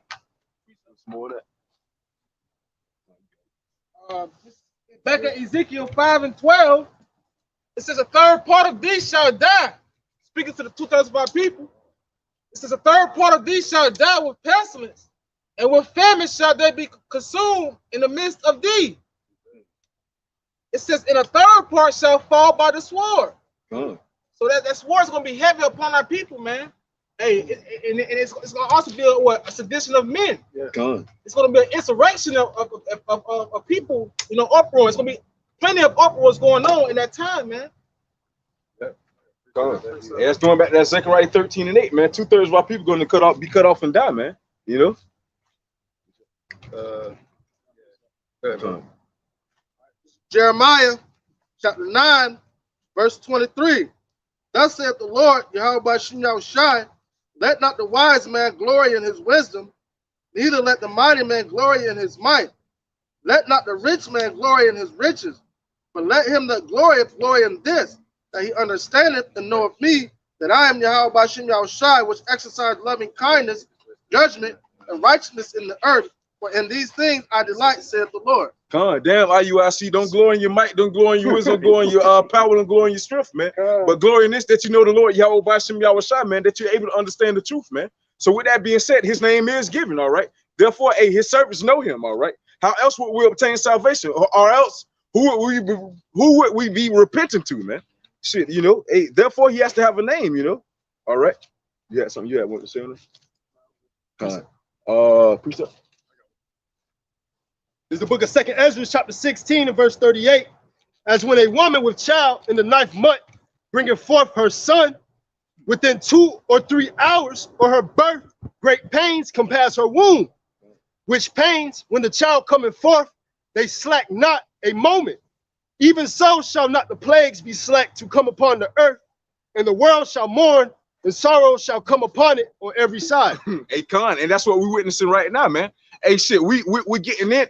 We're getting ready to go into labor, man. Right now, as you speak, man, we're just beginning to feel those birth pains, you know, those contractions, if you will, you know. All right. So with that being said, hey, this little bit of famine, hey, this is just the beginning of sorrows. All right. That's how you know it's just the beginning. All right. It's gonna get worse. All right. Once that child get ready to be ready to born, hey, is what it's called dilating. Shit, hey, it's gonna continue to open up more, man. Hey, and shit, by us opening up more, that's us getting to that kingdom, you know. All right, hey, because it's nothing but pain coming to this place, man. Especially you don't have the covenant of the Lord Yahweh Bashim Yahushua. Within this book is written lamentations more than woes, man. 2nd Ezra 16 and 17. Get you back to your point too, and it backs you up what you said earlier. Hold on, 2nd Ezra 16 or what? 17. Yeah, Con. Yeah. 15. Yeah, you might well run with that one, Con. Yeah. All right, this is the book of 2nd Ezra, chapter 15, verse 15. For the sword and their destruction draweth nigh, and one people shall stand up to fight against another, and swords in their hands. Con, man. Yeah, Con, man. Hey, Con, man. It's gonna be sedition among men, man. Hey, you're gonna have people going constantly at each other, man. You see the race wars building up. Shit, hey, it's gonna be a complete chaos out here, man. You know, one people fighting against another. All right, you got what is called Antifa, Proud Boys, the NFAC. All right, hey, all this is gonna come in pass, man. Yeah, everybody go click up with their like spirits, man. Every beast consorted to his like. Yeah, it's the Democrats versus Republicans in Revelation 13. Because basically the Republicans running one side of the factions, and the Democrats running the other side, like LGBT and all that. Two wings of the same bird. Two wings of the same bird. That's right. You can get 2nd Ezra 16 and 15, Babaka, sir. This is the book of 2nd Ezra, chapter 16, verse 15. The fire is kindled and shall not be put out to consume the foundation of the earth. Right. The Lord said, "What the fire? What will I if it already be kindled?" So the Lord is the one kindling these judgments. All right, that's what it means. The fire represents judgment and wrath. God. All right, hey, and what you're seeing right now, hey, that's the Lord Yahweh Bashim Yahushua setting that fire, man, lighting the fume to that wick, all right, and it's not going to be put out until it hit the actual boom, man, until it hit that detonation, you know. All right, you got it. Verse 16, like as an arrow which is shot of a mighty archer, returneth not backward, even so the plague shall be sent upon the earth, shall not return again. Once that archer shoot that arrow is on the mission, man, to hit his target, man, to hit that bullseye, man. And that's the same way with the Lord, all right, as the scripture that the brother brought out earlier, man. All right, once the Lord send out his arrows of famine, man. And as you can see, all right, he's sending out those arrows of famine, also of pestilence and everything else too as well, man. Right. You know, like a targeted attack here and there. Man. You know, he ain't hitting the whole land yet, but he's targeting certain areas. Hey, man. Hey, not even strategically hitting the land, man. All right, because like if you hitting it over, like as they say, the Middle West or the Middle West of America, like you know, Wyoming, all right, the crop fields and whatnot. Hey, it's gonna affect everywhere else, man. Right. Why? Because that's where the majority of the crops come from, you know. Right. That's just like see, the Lord is wise and patient like that. See, that's what and very the Lord, he's a man of war. All right, and strategy. And, you know, because there was a time when we went into the land of Canaan, and the Lord said, "Don't destroy them. I'm gonna give you power to destroy all these nations, a walled up nation, a strong nation." Hey, but he said, "Don't destroy them all at once, because then you'll have all the animals coming against you. It'll be empty forest." What it is, like the statue of Nebuchadnezzar, man, that rock is gonna hit at the feet, man. So it's that strategic way, man. And once you hit the foundation, all right, shit, everything else is gonna follow, man. You know, a lion's main strategy is to sweep the feet. Hey, so with that being said, once the feet go on, shit, it can't stand no more, man. So shit, hey, the Lord Yahweh Bashim Yahushua is attacking America at the feet. So therefore, you're seeing the power being taken away right now, man.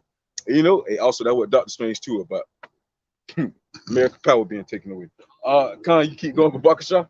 All right, verse 17. Woe is me, who will deliver me in those days? IUIC, Nate the Snake, Joel Osteen. All right, hey, shit, who shall deliver me in those days, man? So like, no, you good. You got to look. You got Proverbs 30. It say, what is his name? What is his son's name? If thou canst tell, man. Come, man. Hey, and that's a question too, man. If you can tell, man. So therefore, it's ones that can tell and the ones that can't tell, man. You know, so the Lord Yahweh Bashim Yahushua, hey, his name is a secret, man. And guess what? He revealed his secrets to the prophets. So therefore, if you're saying the name of the Lord is not given, therefore you're not a prophet, man. Why? Because obviously he didn't reveal that secret to you, man. It's not given to you to know. Yeah, and that takes you back to the beginning of the lesson. Remember thy creator in the days of thy youth, before the evil days draw nigh, before you get old and injured and you on your last leg. Ready to get destroyed. Remember where your strength come from, man. Shit, what got you to the point where you are today? Nate the Snake, shit, you was teaching the name beautifully, man. You know? Verse 18. Well, hey.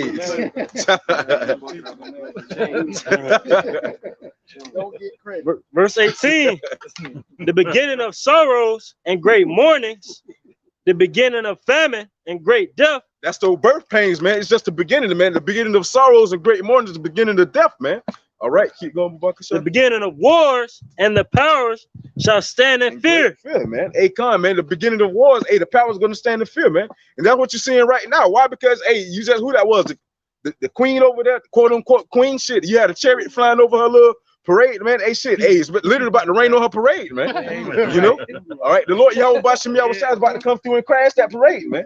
You know, hey, like Scripture say, as they get over to feel their bellies, he coming in with it, Hadouken, man, and make your ass cover up all the riches, man, according to the book of Job, you know. The beginning of evils, what shall I do when these evils shall come? Question mark. Man. Hey, just like you said, like the brother Canuck said earlier, man, the Fed's hiking the interest rate up again, so that's more money that you got to spend, man.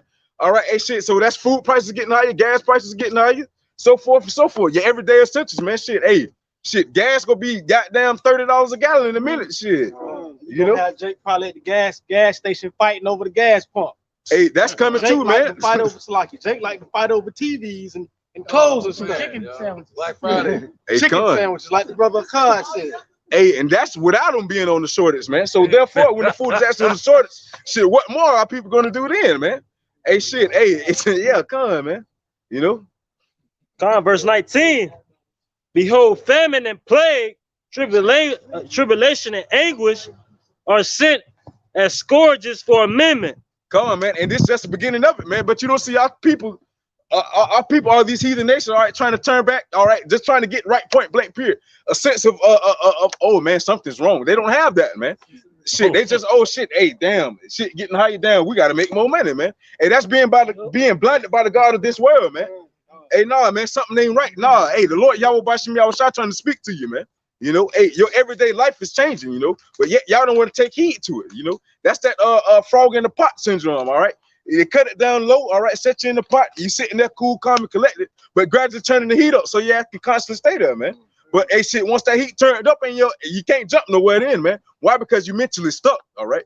You thinking, oh, damn, this country, it's gonna calm down, it's gonna go back to normal. Nah, man, your ass finna sit there and boil, man.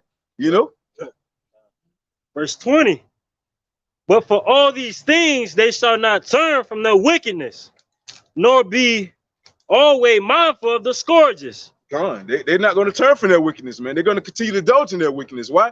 Like Scripture say, hey, let those that name the name of the Lord depart from iniquity, man. So therefore, if you can't do that shit, you're going to constantly indulge in the wickedness that's down here, man.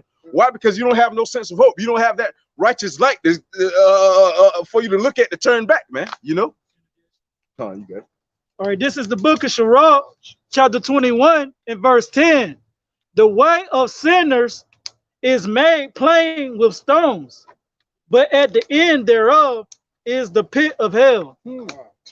Con, in that pit, you know, if the blind lead the blind, in the end they shall fall in the ditch, and what's gonna bring that fire for that ditch. You know, the nuclear war by the way of World War III, man. By those 200 million missiles, man. That's prophesied in Revelation 9:16 to hit this place during World War III, man. This place that they call America, which is known as Babylon in the scriptures. Yeah, that goes with the blind leading the blind right into a ditch. And that pit gonna be that damn barbecue pit. God. That the Lord setting up. Go on, you got it. This is Sirach chapter 21, verse 9, just to back up what the brother Mazar was saying. The congregation of the wicked is like tow wrapped together, and the end of them is a flame of fire to destroy them. So the congregation is like tow wrapped together, something that's wrapped together to be burned. The end of them is a flame of fire, that judgment, the beast of destruction. The Lord gonna leave them here and melt them. Why? Because they're like Brother Arakar was saying, they're like the frog in the pot syndrome. The heat is gradually being turned up, and they keep using energy to adjust to it. So by the time it's boiling, they're not gonna have enough energy to jump out of the pot. They're not gonna have enough time to get their mind right when it's too late, when it's time to get their mind right. Right now is the time, but our people steady adjusting. You know, like so, oh, it's gonna get better. Instead of saying something is wrong, they're becoming more of a consumer. This is Ezekiel 24:9. Therefore, thus saith Yahweh, woe to the bloody city! I will even make the powerful fire great. Heap on the wood, kindle the fire. Consume the flesh and spice it well. Let the bones be burned. then set it.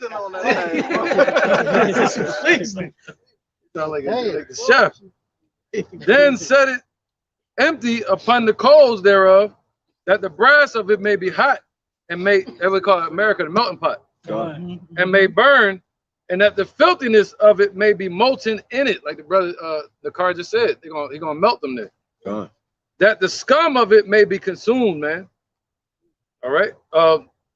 She had wearied herself with lies, and her great scum went not forth out of her. Her scum shall be in the fire. Yep. There you go. Yeah, there goes your barbecue. Hey. You know how the Lord say, burn something to be a sweet savor? That ain't gonna be sweet, but it's gonna be a savory moment for the elect. Seeing all this flesh being burned up on the earth and the elect being delivered at that time. And that's why now is the time to get your ass out of the pot. It's gonna get hot. Exactly. The Lord says, spice it well, make them real wicked. Lord put rosemary, frankincense, salt on it. Yeah, he said, like wickedness. Oh, the wicked gonna wax worse and worse until that day. That's the spice. They got that wicked spice. What they do is excellency mount up. Hey, shit, this all gonna come down, man. Hey, all that's just more stubble for the fire, man. You know, you got it. And this is the book of St. Matthew, chapter 16, and verse 2. He answered and said unto them, when it is evening, ye say, it will be fair weather, for the sky is red. And in the morning, it will be foul weather today, for the sky is red and lowering. O ye hypocrites, ye can discern the face of the sky, but can ye not discern the signs of the times? Right, that's talking about Jake and these damn heathens. They got all this damn science, technology, and tell you, what's it called that? The Doppler radar. Doppler radar, yeah, everything, man. But they can't tell you that the Lord about to show up. They haven't been given eyes to see it, nor ears to hear, nor a mind to understand. This is Isaiah 13:6. It says, "How ye? For the day of the Lord is at hand." Right, because you got a lot of brothers, like the brother just said, they know all about the stock market, but they don't know about the Lord. You know. Go ahead. So he said, "What the day of the Lord is at hand, man." It says, "It shall come as a destruction from the Almighty." Therefore, what does that mean? That means spiritual. It's gonna be spiritual power. It's gonna be manifested, man. It's gonna be at the destruction from the Almighty. It means it's gonna be great, unexpected, come as a thief in the night. According to it's gonna be according to prophecy. You know. Go ahead.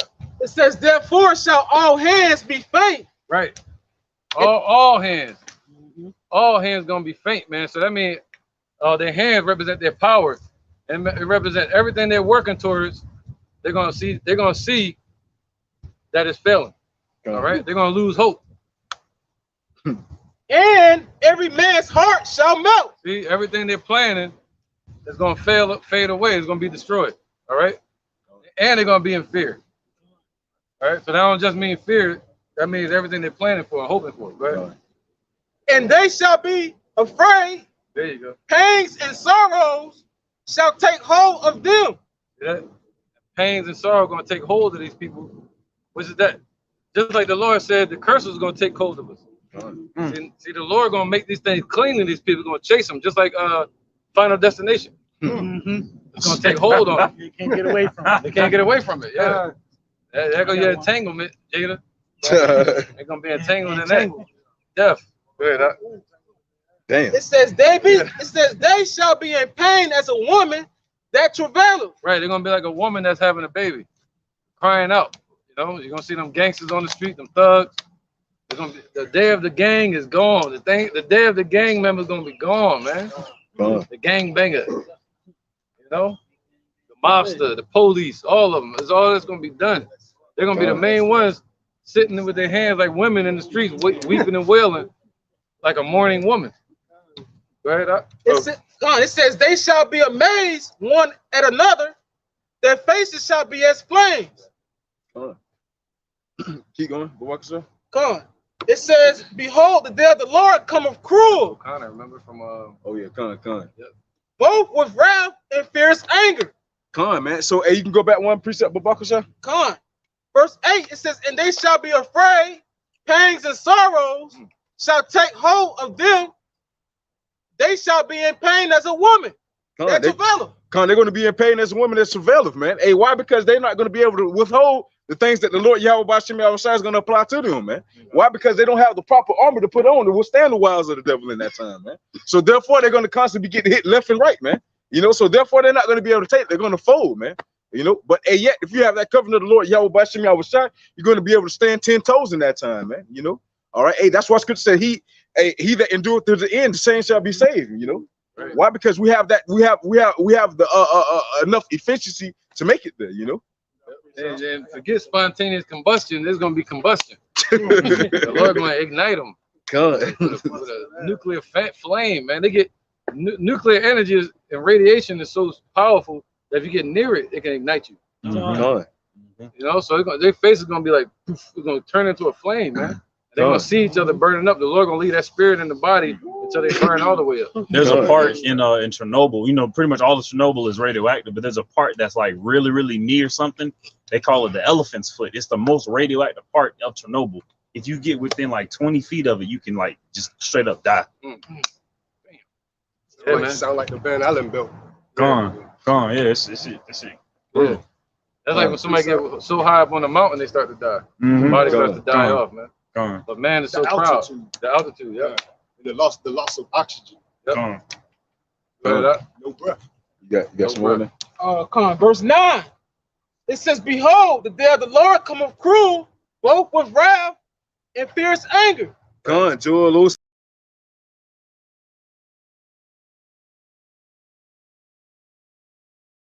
full of wrath, man. Hey, it's day of judgment, you know. All right. To lay the land desolate, and he shall destroy the sinners thereof out of it. Con, he's going to destroy the sinners out of it, man. Hey, the Lord don't hate the sin, and he don't what they say? Love the sin and hate the sin. No, he hate the sinner. Why? Because hey, y'all last one out here doing it, man. He told you not to commit the sin. So why would he hate what he tell you not to commit? Now he go hate your ass for doing it, man. It makes no sense, you know. All right. So you got it. I'm gonna skip down to verse 11. It says, and I will punish the world for their evil, and the wicked for their iniquity. And I will cause the arrogancy of the proud to cease. God, man. Hey, arrogance is synonymous for pride, man. Hey, pride go before destruction, man. So pride is going to be brought to a fall, man. So therefore, if you're walking around with your head high, your ass going to be brought low. Why? Because hey, if you're exalting yourself, you're going to be at bash, man. Hey, and if you holding yourself down low, you're going to be exalted. Lord Yahweh Bashim Yahushua is going to exalt you, man. All right. So therefore, it's going to be the turning of tables within his times, man. Why? Because the Lord once again is going to reveal his tokens. All right. And therefore, you're going to see who the Lord's chosen is in that time, man. All right. Oh, you got it. This is Jeremiah 17:5. Thus saith the Lord, Yahweh Bashim Yahushua, Cursed be the man that trusteth in man and maketh flesh his arm, whose heart departed from the Lord. And that's where you fucked up at, man. Why? Because you putting your trust in man. And why you did that, your heart depart from the Lord, man. So therefore, by you putting your trust in man shit, the Lord Yahweh Bashim Yahweh created man. So therefore, you putting your trust in the creation rather than the creator, man. So therefore, hey, you don't have a good sense of judgment there, man. You know, so with that being said, hey, you need to put your trust in the Lord Yahweh Bashim Yahweh. All right, why? Because and they that know the name of the Lord, hey, shall put their trust in thee, man. All right, according to Psalms 99, man. All right, that's why, hey, the righteous is going to call upon the name of the Lord, man, which is going to differentiate the righteous from the wicked, man. We know who our help come from. We know who our strength come from, man. But yet 2/3 of our people, these heathen don't, man. All right, they say the name of the Lord is not given. The name doesn't matter. He has many names. All right, hey, shit, stand on that in no time of calamity, man. All right, you know, there was some more on that. Yeah. Verse 6, for he shall be like the heath in the desert, and shall not see good when good cometh, but shall inhabit the parched places in the wilderness, in a salt land, and not be inhabited. Come on, man. Hey, read that last part again, Babaka, sir. All right, it says, for he shall be like the heath in the desert, and shall not see when good cometh, but shall. Hey, we out here to wake up the Negroes, Latinos, and Native Americans to the fact that they're the true Israelites of the Bible. All right, hey, and we don't deal according to color, man. Hey, we got those speckled birds mingled in with other nations, man. The father name is Yahweh. The son name is Yahweh Shai, man. We need to turn back and repent, man. Get left here. It says, but shall inhabit, like you, the parched places in the wilderness, and a salt land, and not inhabited. Right, that for me. Oh yeah, so basically it's gonna be like we have no help. And when the good, when the good comes, like the good is coming out, he ain't gonna see it. He ain't gonna know that's something good for him. So that's why the scripture says the thing that came to be their help ultimately becomes their hurt. God, I was speaking with an individual the other day, man. It was like, hey, man, you wouldn't know what respect, the trust, the love is if it was literally put right in front of you, man. Why? Because it's constantly being displayed to you. So therefore, you wouldn't know what it is, man. Why? Because, hey, the Lord Yahweh Bashim Yahweh gave us these scriptures so brotherly love. All right, and when that love is applied, you don't know what it is, you know. So therefore, when it's given shit, hey, man, hey, it's gonna go right by you. Why? Because you don't know what's given to you for your help, man. Yeah, what is that with slavery?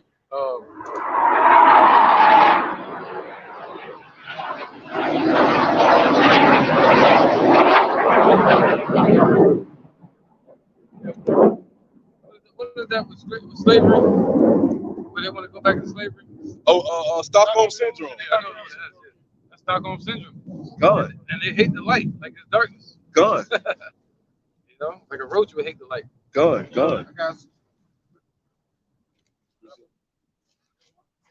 This is Revelations 18:8.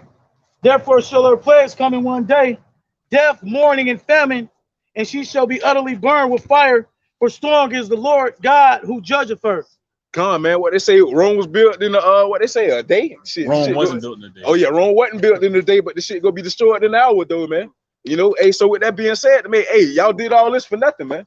All this great quote unquote establishment that y'all established is gonna be torn right down, man, by the Lord Yahweh Bashim Yahweh Shai, man, which is gonna show the ultimate ruler, man, the ultimate power. All right, you got it. It's the book of 1 Peter, chapter 2, and verse 7. Unto you, therefore, which believe, he is precious.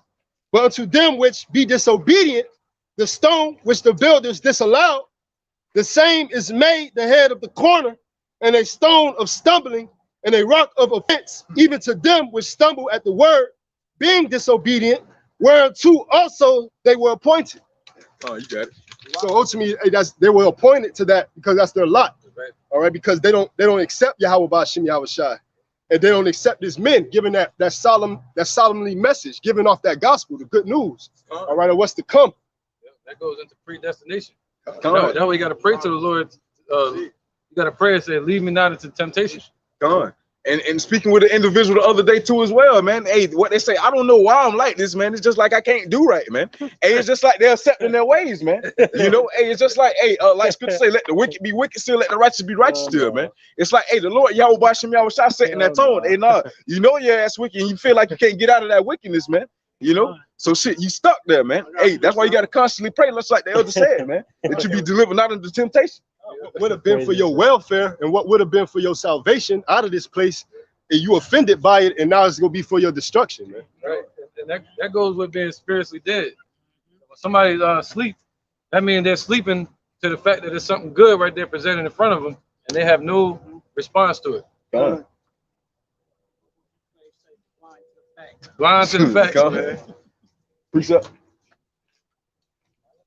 Yeah. This is John chapter 3, verse 19. It says, wake up the Negroes, Latinos, and Native Americans that the fact that they're true Israelites of the Holy Bible, man. The Father's name is Yahweh. The Son's name is Yahweh Shai. Yahweh meaning he exists. Yahweh Shai meaning he delivers, man.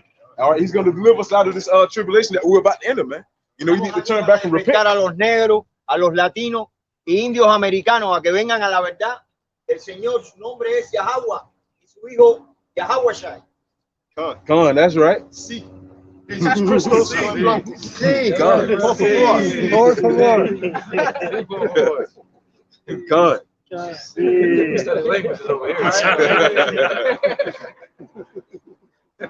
John chapter 3, verse 19. And this is the condemnation, that light is coming to the world, and men love darkness rather than light, because their deeds were evil. God, just like the elder was speaking on earlier, man. Hey, men love darkness rather than light. So when that light is presented, shit, they run away, man. Just like the analogy that we always use, all right. When you go into when you walk into the kitchen, cut the light on, shit, hey, the roaches flee, man. All right, darkness scatter. All right, why? Because that light is being illuminated, you know. All right, that darkness runs from light, you know. Psalms 69 and 22. Let their table become a snare before them, and that which should have been for their welfare, let it become a trap. Basically, that's just saying, like, we try to help them out, give them a way to go, give them an outlet with these scriptures, and that's gonna come to be a curse upon them, man. So that rock was Yahweh Shai, that was meant to be that salvation. It's gonna be a terror unto them when they show up. The day of the Lord is light for the elect, but darkness for the rest of the world. Salvation gonna be a trap instead of deliverance for them. You got it. This is the book of Zechariah. The Lord gonna trap the wicked there, man. Go ahead, brother. My bad. This is the book of Zechariah 11 and 6.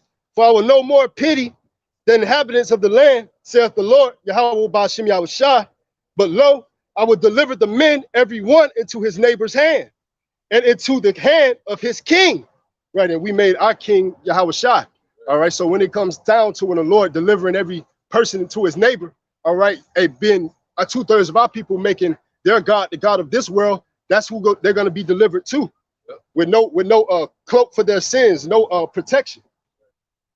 Hey, what it say? Judges 10 and 13 or 13 and 10. Hey, go and cry to the gods which you have chosen. Let them deliver in your time of tribulation, man. That's what it's going to be, man. Why? Because you chose your God. All right. So therefore, shit, you want to choose me last minute? Nah, shit. Choose them fake false gods that your ass been choosing, man. Nah, now it's time for me to laugh at your calamity, man.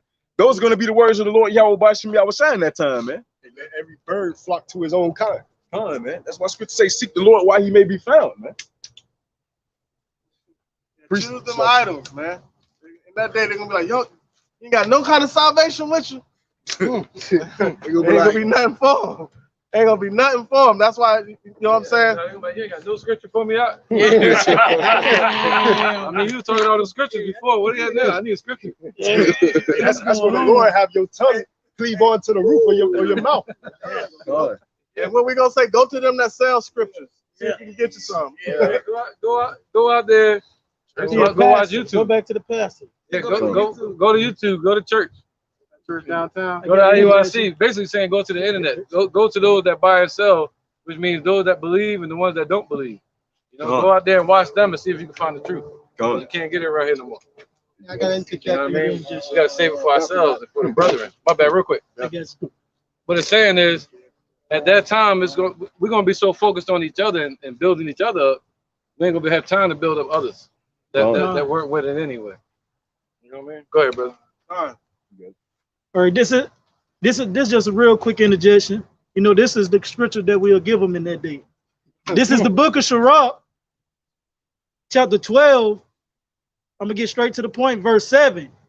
Give unto the good and help not the sinner. To the point. Just like our people think that gain is godliness, they think that giving something to the poor, giving something to the homeless is godliness. That scripture right there debunks that. All right, you want to give to the godly, not to the not just to any old poor man. That poor man might be wicked. He's going, and the Lord giving him God's speed. So Psalm 135, verse 5. For I know that Yahweh is great, and that our Yahweh is above all gods. So there it goes. Come on, man. So yeah, that's why you need to seek the Lord, Yahweh Bashim Yahweh Shai, while he may be found, man. Why? Because that grace, once that grace period is closed, hey, shit, hey, it's all bullshit out the door, man. If you ain't calling upon the Lord, Yahweh Bashim Yahweh Shai, that's when you're gonna hear Judges 10 and 13, Proverbs 1 and 22. Hey, when the Lord Yahweh Bashim Yahweh Shai is gonna laugh at your calamity, man. He's gonna laugh at you in the time of your tribulation, all right? Why? Because you didn't choose the true God, man. You didn't choose the true power. So therefore, he's gonna make you stand on the bullshit that you've been out here laughing and shit, mocking and scoffing about, man. You got it. Proverbs 24 and 20. It says, for there shall be no reward to the evil man. The candle of the wicked shall be put out. So going back to that light, if you're under that wicked dark light, all right, it's gonna be put out. You know what I'm saying? Come on. Because why? Only righteousness is going to stand in that time, man. Only righteousness is going to suffice, you know. Only that light is going to shine. Only light is going to be illuminated within that time, man. You know, darkness is not going to prevail, you know. I have an injection. You got it. This is the book of Psalm 9 and 10. No, and 17. The wicked should be turned unto hell, and all the nations that forget Yahweh B'Hashem Yahweh Shai. Come on, man. Hey, the wicked shall be turned into hell, and all the nations that forget the Lord Yahweh B'Hashem Yahweh Shai, man. All right, hey, 2/3 of our people, and also these heathen as well, man. Why? Because hey, if the Lord Yahweh B'Hashem Yahweh Shai is not your ruler, hey, your ass is gonna be slaughtered, man. Yeah, You're gonna be slaves. And that's what that means, where it says they shall be cast into hell. Come on. That's what it's talking about. They should be turned into hell. Come on. All right. You got it. This is put that precept with it, you know, if it ever come up. This is Sirach 23 and 15. The man that is accustomed to opprobrious works will never be reformed all the days of his life. So our people, they are accustomed to opprobrious works. They are accustomed to wicked works. They are accustomed to being hard-headed, disobedient, and disrespectful to Yahweh B'Hashem Yahweh Shai. So because of that, they will not be reformed. They will not be changed. And the Lord, again, he's going to turn them into hell. He's going to lead them to the down to destruction. Yep, because they're living in a heavenly state right now. We're trying to reach that here on this side. Yeah. How you poor and in bondage but still got pride? It don't make no sense. You still searching for something that ain't there, and we're trying to give you the true substance. The Lord trying to give you the true substance of the essence of what hope really is. All right, you know, hope deferred is an abomination to the Most High. So now we're giving the true essence of what hope is through the Spirit of Yahweh B'Hashem Yahweh Shai, and they turn their back to the mercy of Yahweh B'Hashem Yahweh Shai and turn their face to His sword. Our people are impious, meaning they don't have no respect for Yahweh B'Hashem Yahweh Shai. So the Lord going to destroy them for that. And the Lord wouldn't allow them to have respect for Him. You know, the crazy part about it is that day they're gonna realize that the Lord created them through the whole way to end it up for them to be destroyed. The Lord made you that way. That's what's fitted for destruction. Just to prove to us His existence, because He's a witness unto Himself. You know, and knowing that ain't salvation, the ones of the elect that get saved, they didn't choose salvation. Salvation was chosen for them through Yahweh B'Hashem Yahweh Shai. This is the book of 2nd Ezra, chapter 16, verse 21. Behold, victuals shall be so good cheap upon earth, that they shall think themselves to be in good case. That's why you want to seek the Lord Yahweh B'Hashem Yahweh Shai early, while he may be found, man. Now, everything cheap right now, and they everybody think themselves in good case, but at the same time you got hyperinflation. That's why these young boys walking the street smiling right now. You know, they just probably got finished eating a meal.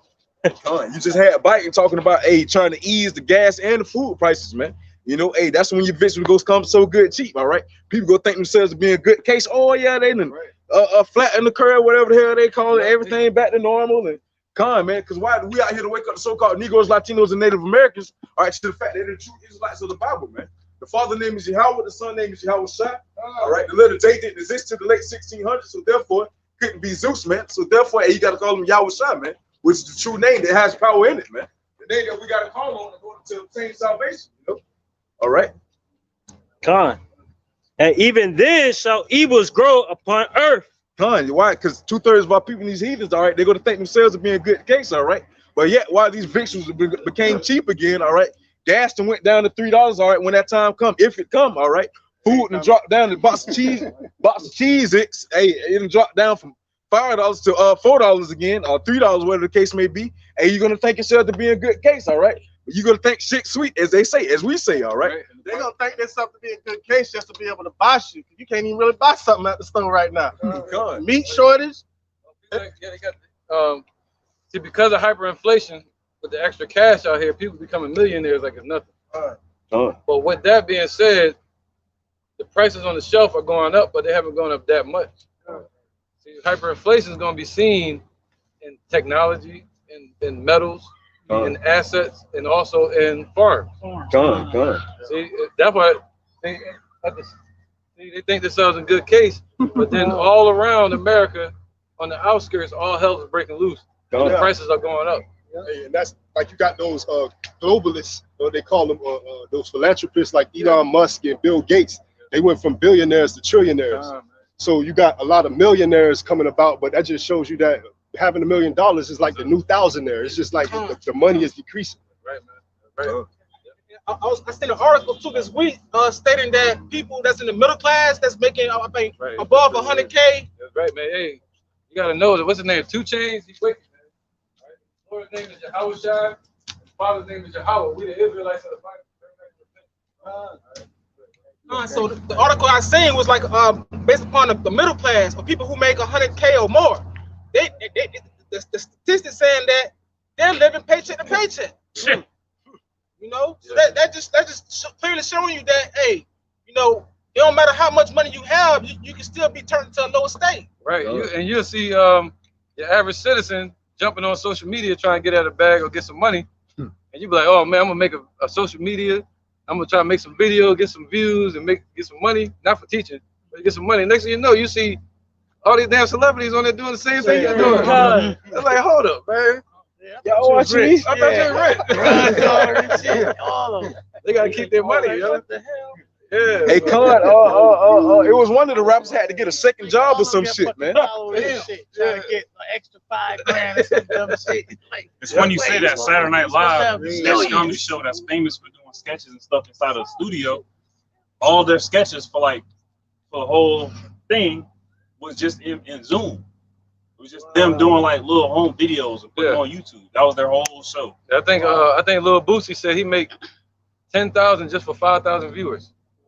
And T-Pain, he said he makes way more than he ever made in the music industry just by being on Twitch. Yeah, gone. Just by playing video games. You know what I mean?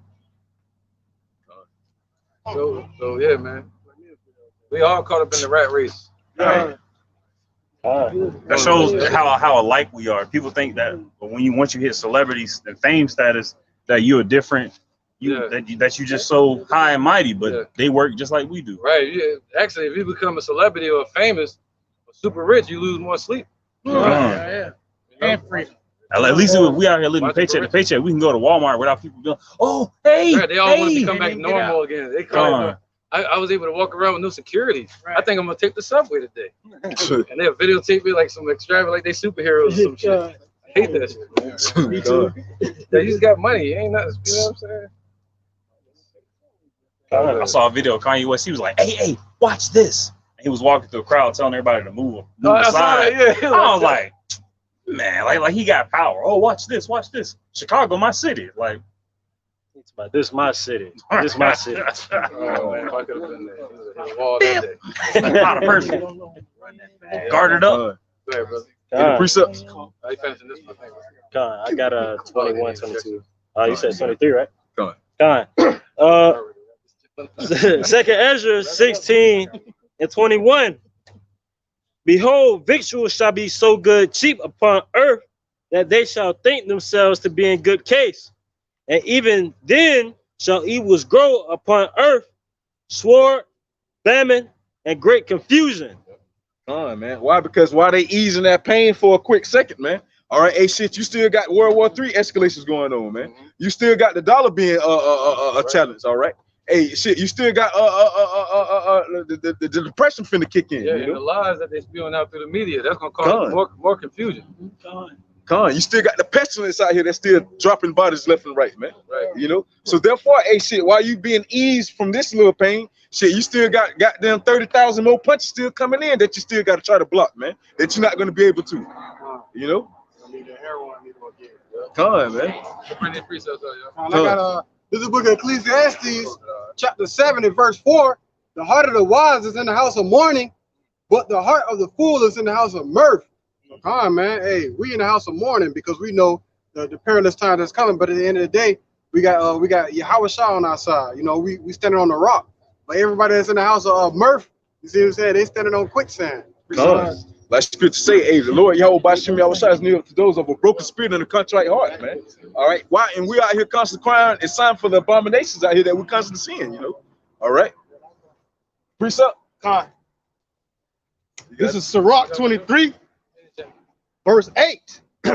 The sinner shall be left in his foolishness, both the evil speaker, those guys there, and the proud shall fall thereby.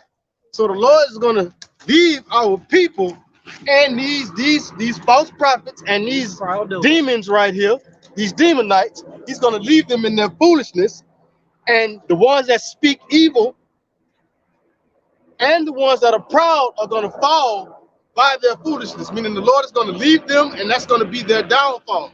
Their own wickedness is going to destroy them.